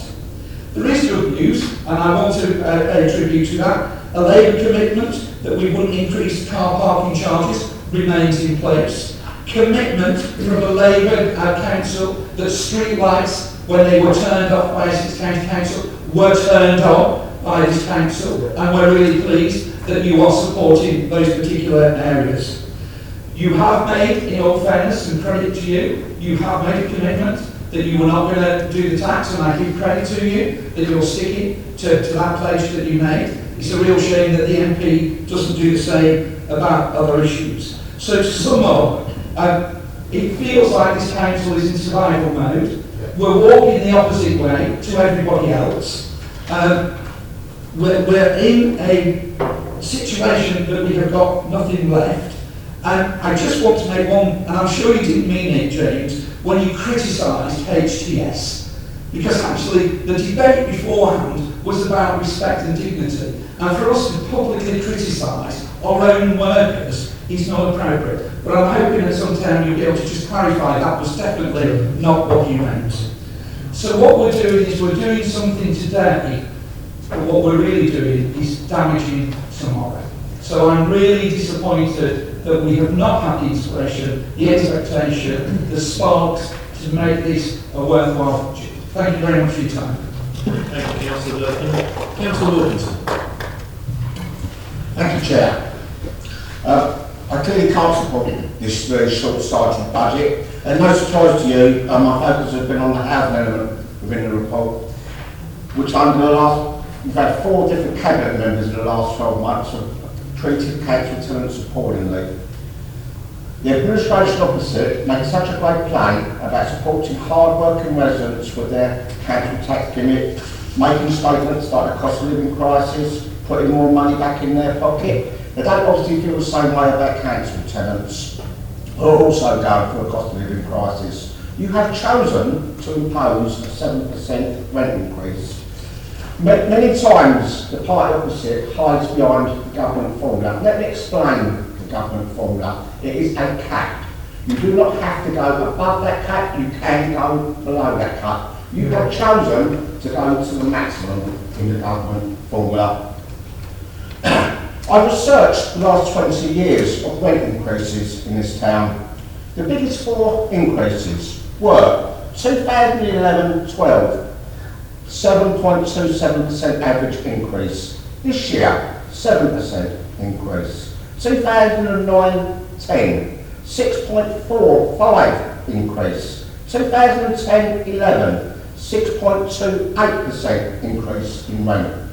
All these things, all these 4 years have one thing in common. Guess what? A Conservative council. I looked at what tenants are getting for their money. When the party took over in 2021, there were 4,195 outstanding repairs. Now, as Councillor Leppard has just confirmed, there's over 5,500 repairs. Complaints are increasing. And before people come back that repairs were increasing up in the last 2 years of the Labour administration, let's look at how much we've put on council tenants as a rent increase. 1.5% and 2.69%. I asked a question last week of Councillor Gunn. Was he confident that this council are delivering on building council housing so we don't have to pay back the right to buy receipts to the government? The answer left me with no confidence. Your own report, and this is your report tonight, your own report on page 157 clearly states that is a very high risk that this council will have to pay back to the government the right to buy receipts with interest because you have failed to build enough council houses. Our record on right to buy receipts. I remember the party opposite questioned us, myself as portfolio holder at the time and then leader of the council, about spending all the right to buy receipts. We spent every single penny on providing extra council houses to the things. This administration opposite have failed miserably when it comes to housing. I will quickly turn to the general fund. More short-term thinking and gimmicks will land this council to financial ruin. You have not learned the lesson from your previous term of office when in 2012 we had to rescue our own discretionary services, much loved services like paddling pools, the playpads, Pets Corner, because you decided to take them out of the general fund under this ill-fated banner of the big society. I remember well now, she was a champion of the big society. Ill-fated decisions at the time nearly cost us. We had 12 months left worth of funding for our much loved discretionary services. I think we're just going down the same path again. In summary, Chair, I cannot support this short-sighted budget. Thank you.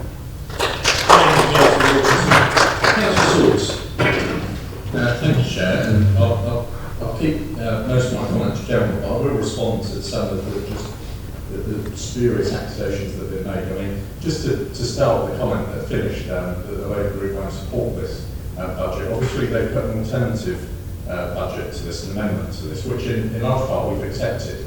And that alternative budget, their amendment, made no other changes to our budget, are those 3 points we've accepted.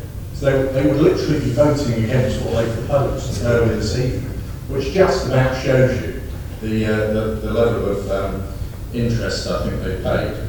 Just on right to buy receipts, I would give you a personal guarantee that right to buy receipts will be spent.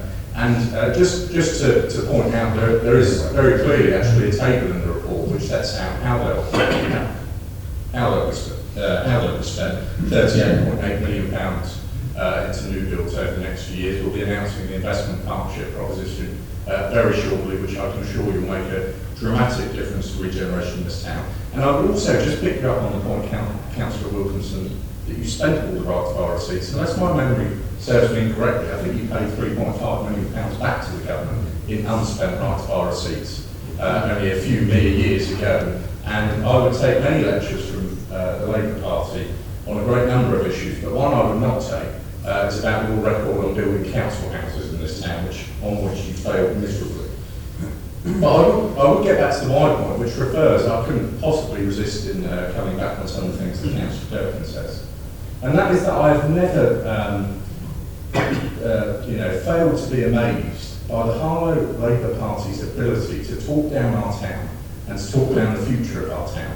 Just to pick a few things out that they'll be voting against this evening. They'll be voting against the spend of the £23.7 million Towns Fund investment into this town over the next few years, giving us a brand new bus station, a massive investment into Broadwalk, genuinely regenerating our town into the stable time neighbourhood. They'll be voting against the spend of the Levelling Up Fund, another Conservative government investment into our town of £20 million to genuinely transform our town centre. They'll be voting against that. As I've just mentioned, £38.8 million into new builds, as well as the partnership we're bringing forward. So there are incredible things.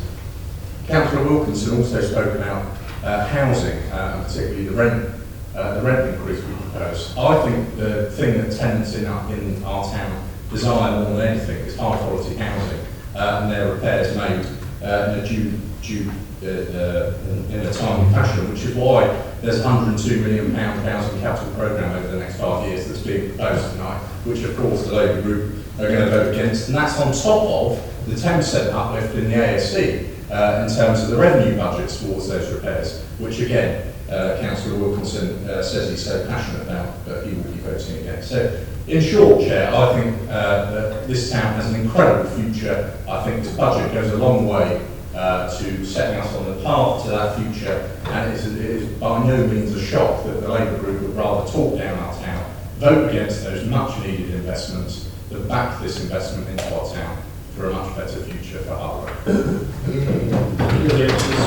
Councillor Simon, Thank you, Chair. In model words, I wasn't expecting to speak tonight, but I do have to point out a couple of clarifications to what Councillor Wilkinson said about the housing revenue over the last decade or so. Very helpfully, sort of points out the increases in those certain years. We have mixed mentioned is 4 years when rents were actually reduced by 1% a year or around. And the council also lost the inflation increase that we normally had under the government formula. And I reiterate what my colleague said about £3.5 million. Members of the may recall I spent quite a fair bit of time asking questions about the house building programme and where the money was. And we certainly lost £3.5 million. I think it was probably around 2018-19. Thank you. Thank you, Councillor Carter. Councillor Chris Vince. Thank you, Chair. Look, let's be clear. This is not a budget for growth. This is a budget for survival. It's true to say that the local government sector this year is slightly better than we expected. So I can't stand here and say that over the last 13 years we've lost £62.4 million worth of council finances by a Conservative government. I can now say it's £62.3 million, which would be an improvement if it wasn't for the fact that we've got an additional £1 million of inflationary pressures caused by this hopeless Conservative government limping on despite the fact everyone has frankly had enough of them. They say to us that their reserves are healthy, yet the uncommitted reserves have fallen again, less than 10% now above the recommended minimum. And when don't you call them overspend and overspend? When the Conservatives projected budget deficit of £666,000, 360s, make it out what we will. They say that all the job cuts are roles which haven't been filled yet. Yet I have a piece of paper here that shows 3 of the roles are currently filled, and 4 of the roles are currently filled, and 4 of the roles have actually become vacant in the last 6 months. And it also shows that we're losing 4 apprentices. Was anyone opposite brave enough to tell their local government minister about those apprenticeship cuts? We know that less staff means a lesser service to the people of this town. They tell us they're cutting £120,000 from the homeless grant won't affect the current service for homeless provision in our town. But they can't predict what the future looks like. with potentially more people becoming homeless as mortgages soar, private rents go through the roof, council rents go through the roof. And imagine how much more we can support homeless people in our town with that money. And the worst bit, Chair, is they're banging on about the fact they're keeping rents below inflation. That's because inflation is 10%. It's like scoring an own goal and celebrating when you've already conceded 2 own goals. Or to put it in rugby parlance, it's like scoring a try when you've already given away 4 penalties. This whole budget is an own goal. And honestly, Chair, we can't stand in this chamber and celebrate this budget. It's like a council, this is an elite analogy, this is like a council narrowly avoiding relegation in the last game of the season. Sorry, Tony. Yeah, I know.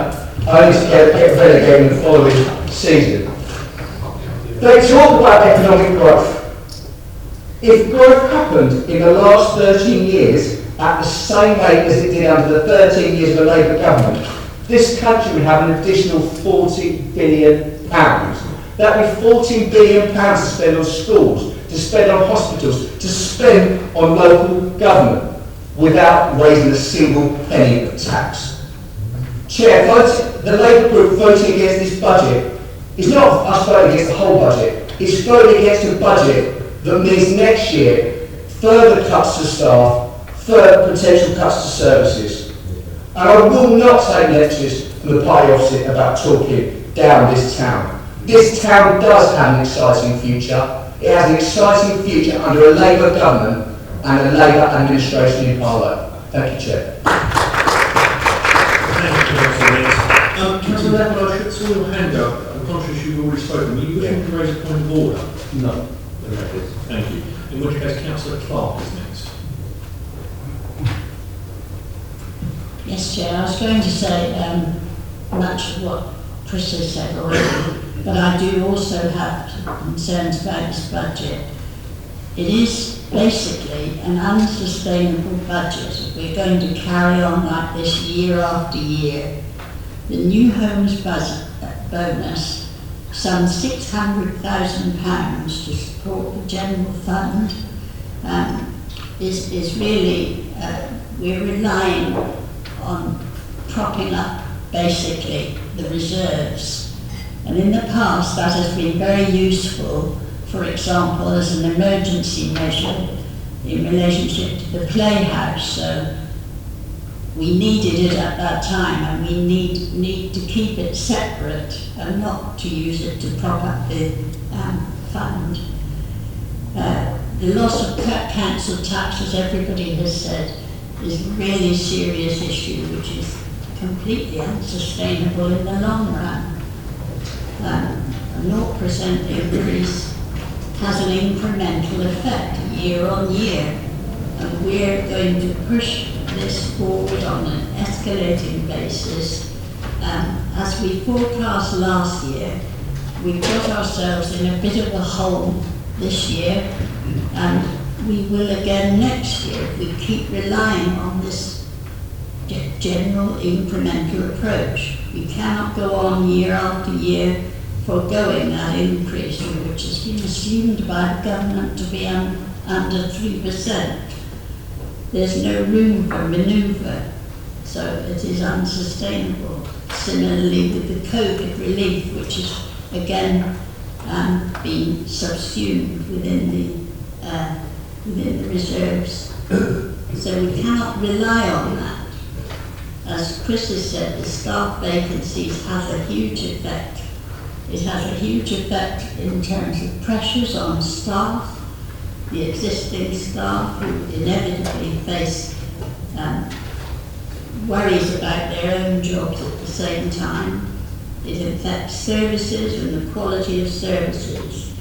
And as Chris has pointed out, the so-called efficiency savings, I worry when I see these headings: educational attainment, the youth council, apprenticeships, homelessness. Is this how we want to make our efficiency savings? What a choice. Managers are expected to increase fees and charges, and of course it is necessary, But there comes a point when it's a step too far, and for example, if Pets Corner or the museum increase the price of a pupil for an event, then at some stage the schools, who are also under pressure, are going to say, no, we can't provide anything, and so we're going to lose out on even the income that we have. So it is a worry, and I know the Tory government, we have to look at the Tory government and place local services in an impossible situation, because we are expected to bear all the inflationary pressures that are going on at the moment. But this Tory budget is also unsustainable, I would argue, in a number of ways, and only increases pressures to an enormous extent on the budget, on staff, and on our services, Chair. So I shall not be supporting it. Thank you, Councillor. Councillor Seals. I just wanted to say it's quite delightful, just looking at it was actually said what can be seen to what this administration will represent within the budget, and what can be seen is that the lower frozen council tax, or the element that's been Harlow District Council, has not increased, which is a good thing for those in Harlow. Also, again, the budget promotes in the spending of the housing stock and investment of £102 million, increase in the standard of those within Harlow to have better and decent housing. So I can't understand why you will not support the residents in Harlow to have an opportunity to be living in better standards than they have in decades. Also, what I do find as well within the budget, which I think again you're not supporting, is that rather than an increase of 12%, I think the increase of rent increase of 12%, I believe the budget has only increased that to 7%, so it's still below the actual normalised standard that it should be. And what I do really want to draw to attention with all the pleasantry words that were spoken from Councillor Morrison's motion, which we all felt was warm. We need to be realistic in how we want to build Harlow, in how extending the budget talks about extending opportunities and prosperity for all. And I believe that, with the development, which again is within this budget, which is the Regen programme, which I believe will bring such an increase in financial gain within Harlow. When you walk around in town, you can be really honest in how you see the local people, how they engage, the abilities. I believe that if we were to back the budget, it would be a beginning step of making Harlow to have the opportunity to be better again. Thank you, Councillor. Councillor Leppard, you're indicating again, is this a point of order? This is a point of order. Okay, which point of order? 15.13. 15.13 is personal explanation. A councillor may make a personal explanation at any time. A personal explanation must relate to a material part of an earlier speech made by a councillor that may have been misunderstood in the debate. And I get to decide as chair if the personal explanation is admissible. Please proceed. I'm assuming you wish to address the question that Councillor Durkin asked you in the debate. Yes, thank you, Chair. Councillor Durkin, as I understood it, alluded to the fact that I might be criticising HTS. Yes. Let me clarify. I made no comment whatsoever regarding the workforce of HTS in my comments. What I was alluding to was that at December 2018, there were 2,179 jobs, a backlog of jobs at HTS, which is, you probably recall, was when you were in administration. In December 2021, it was up to 5,000. We took office in May 2021, and as of December now, it is now 5,579. So I think my point is not so much criticising HTS per se, but the people that was responsible for the governance and oversight of HTS. Thank you, Chair. Thank you, Councillor Leppard. The next speaker is Councillor Edwards. Edwards, sorry. Tony Edwards. I couldn't even read my own handwriting. I think we need to be this is not talking Harlow down in any way. But I do think we need to be very, very cognizant of the serious difficulties we as a town face. This budget, where you've already effectively made over £1 million worth of savings in posts, means that when you go into next year's budget, when you're setting the budget for next year, you've already got a deficit of £1.78 million projected. For 24-25, there's a £1.9 million worth of deficit already projected. Now, you will have already made £1 million worth of savings from posts, so those would have gone. So the question will be, how will we make, or how, assuming that there are not further economic disasters on the way, etc., how will we actually start to go about addressing those deficit issues? What will that have? I asked at the cabinet meeting to see the budget book. We don't have a budget book at the moment. And I was told, well, no, that's not available. I'm reliably informed one of the reasons it's not available is that there isn't the staffing there to actually put it together in time at the moment. Now, that's one of the issues, the sort of issues that we're facing. None of these things, none of these sort of savings, whether it be in staffing or various cuts to various services. And I wanted the budget book in order that I could actually sort of ascertain what it actually meant for departments.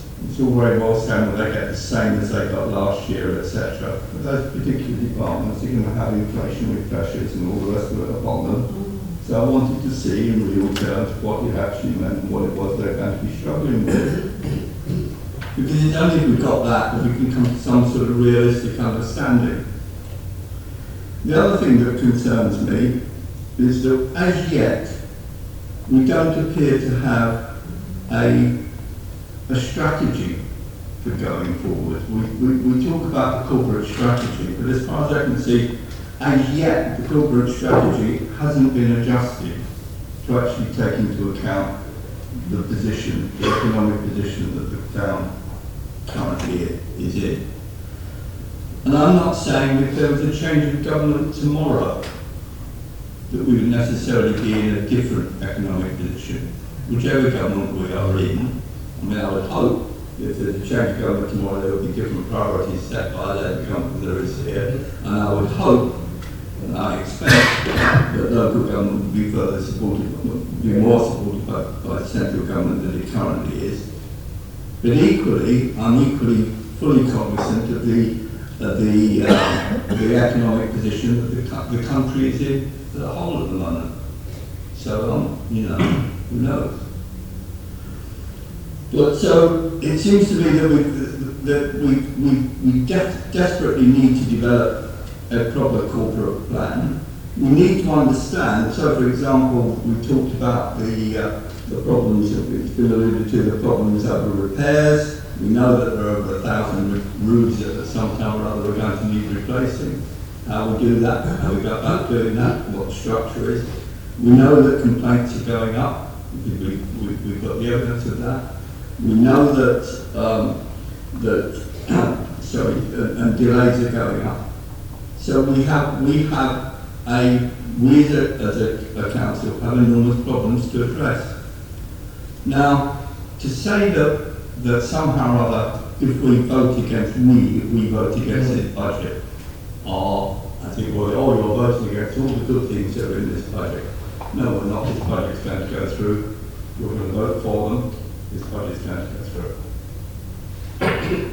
We may well be voting against it in exactly the same way as if it was the other way round, you'd be voting against our budget. Let's not confuse the sort of the farce that is this sort of knockabout politics that goes on in here with reality. So all I would say is, I suppose, just to wind up. Please do. I take that in the no doubt the way that it wasn't.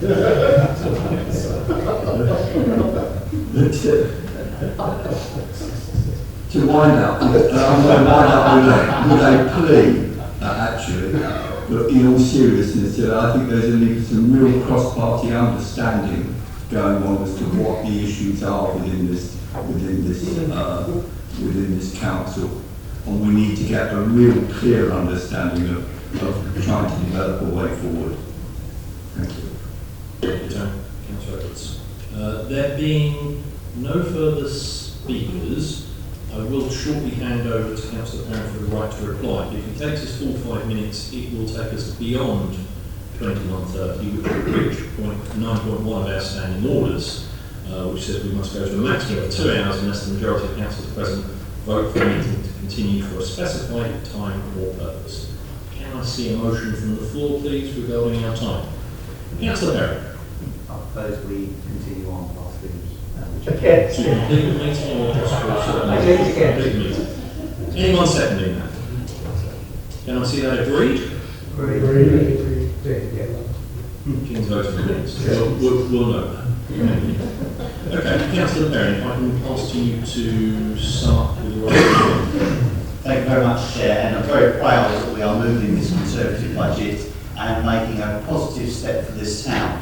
We've heard lots of doom and gloom and what ifs and maybe, but we notice a lot of that is all spread out away from what this authority is actually doing, is looking at things beyond this authority.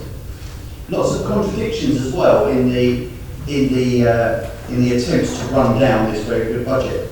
We talk about, well, there are aspects of our budget that they probably would go for, but wouldn't. They vote them down, and if the shoe was on the other foot, we vote their budget down. But actually, we've seen tonight that we wouldn't, because we supported the inquiry into your amendment, and we supported further exploration of those costs. And if they stack up, we'd be more than happy to vote for them. So we've actually shown that that is not true, and that if the shoe was on the other foot, we wouldn't act like you. We would look where sensible grown-up politics allowed. But we often hear the mantra of sensible politics, sensible grown-up politics, we very rarely see it. And I'm only reminded, not so long ago, somebody was talking about a packet of Maltesers in here. It wasn't on this side of the council. Yeah, I prefer something too. Now, let's pick some of the things apart that we've heard tonight. Cost of living crisis, council tax. What we're hearing tonight is that the Labour Party would vote against the freeze of a council tax.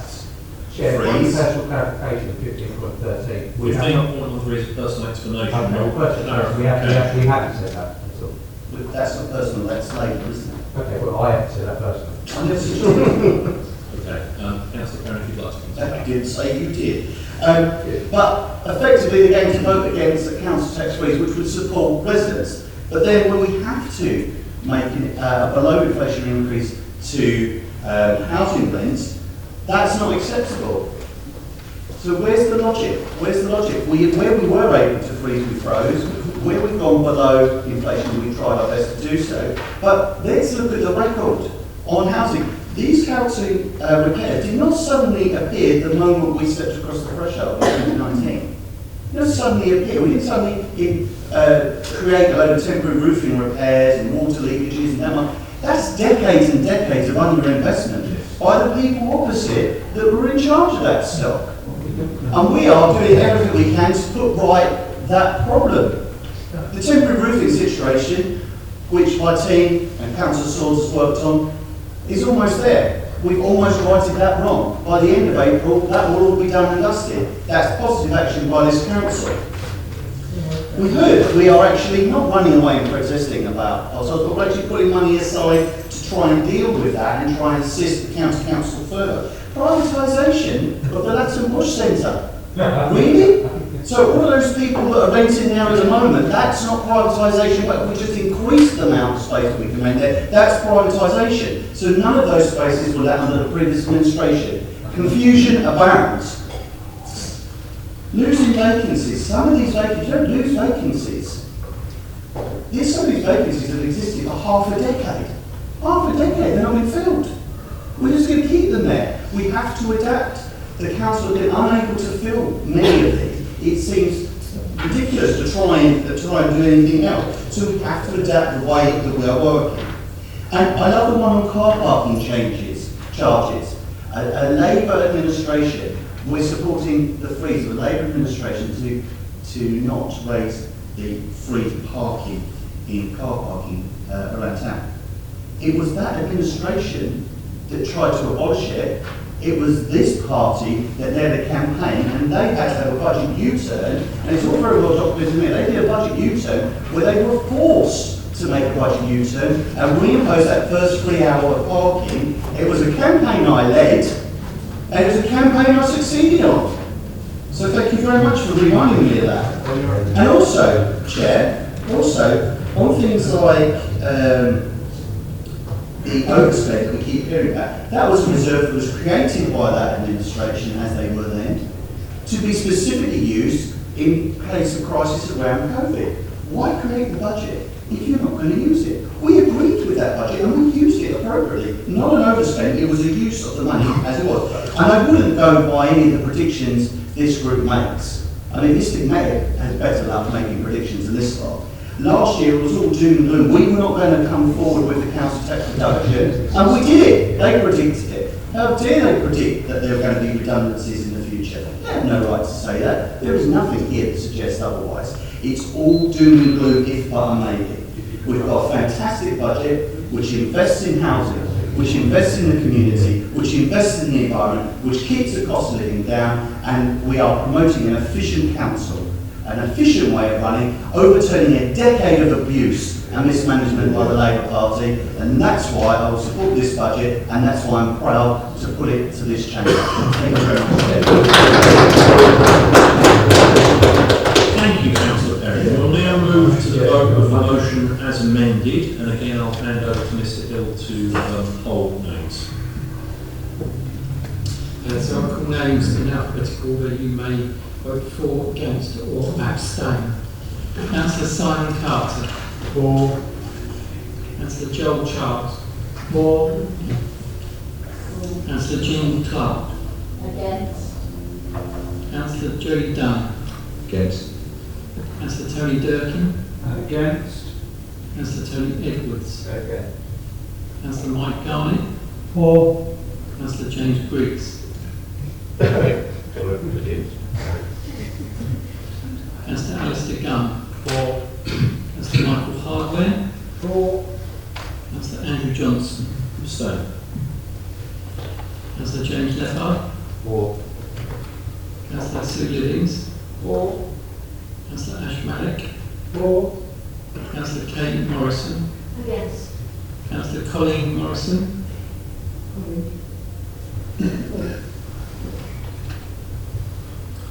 Councillor Russell Perry. For. Councillor Danielle Pritchard. Councillor Nicky Purse. For. Councillor Matthew Saggis. For. Councillor Clive Souter. For. Councillor Stacey Seals. For. Councillor Laney Shears.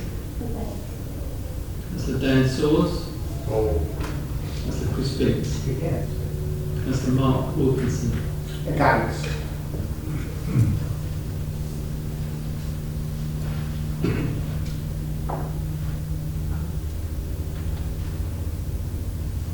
That's 15 for, 10 against, 1 abstention. That is carried. Okay, which means we move on to item 10, the council tax resolution. I'll just double check. Mr Hill, given that we amended the motion, there's no need to amend anything in the council tax resolution. No, Mr Brown? No? Good. In which case, can I seek a proposer for the council tax resolution, please, Councillor Perrin, and a seconder, Councillor Leppard. Do you wish to say anything or debate, or should we just move to Having discussed with the leader of the issue beforehand, we feel we have to debate and we're quite happy to move to the vote. Yeah. In which case I will hand back over to Mr Hill to ask you to vote again. This is the vote on the precept itself. Again, I will call you in order. You may vote for, against or abstain. Councillor Simon Carter. For. Councillor Joel Charles. For. Councillor Jean Clark. Abstain. Mr. Jody Dunn. Abstain. Mr. Tony Durkin. Abstain. Mr. Tony Edwards. Abstain. Mr. Mike Guy. For. Mr. James Briggs. Abstain. Mr. Alistair Gunn. For. Mr. Michael Hardware. For. Mr. Andrew Johnson. Abstain. Mr. James Lippard. For. Mr. Sue Lillings. For. Mr. Ash Malik. For. Mr. Kay Morrison. Abstain. For. Councillor Clean Morrison. For. Mr. Russell Perrin. For. Mr. Diana Pritchard. Councillor Nicky Purse. For. Mr. Matthew Saggers. For. Mr. Clive Souter. For. Mr. Stacey Seals. For. Mr. Laney Shears. Mr. Dan Swords. For. Mr. Chris Vince. Abstain. Mr. Mark Wilkinson. Abstain.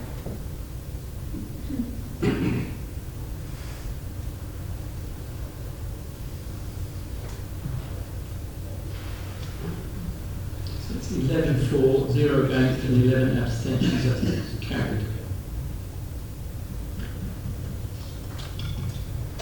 Thank you very much. In which case we move on to item 11, actually with, again, with prediction of the change and having already discussed with both leader and leader of the opposition. I'm going to take item 11, 12 and 13, the appointments to subcommittees, committees, panels, member champions and representatives on outside bodies all together. Can I see those moved, please? Councillor Perrin, and seconded. Councillor Lippard, is there any need for debate? No. In which case, can we see those agreed? Thank you. We move to item 14, the minutes of cabinet and committee meetings. These are for noting. Do I see them noted? And item 15, matters of urgent business. I've been told none.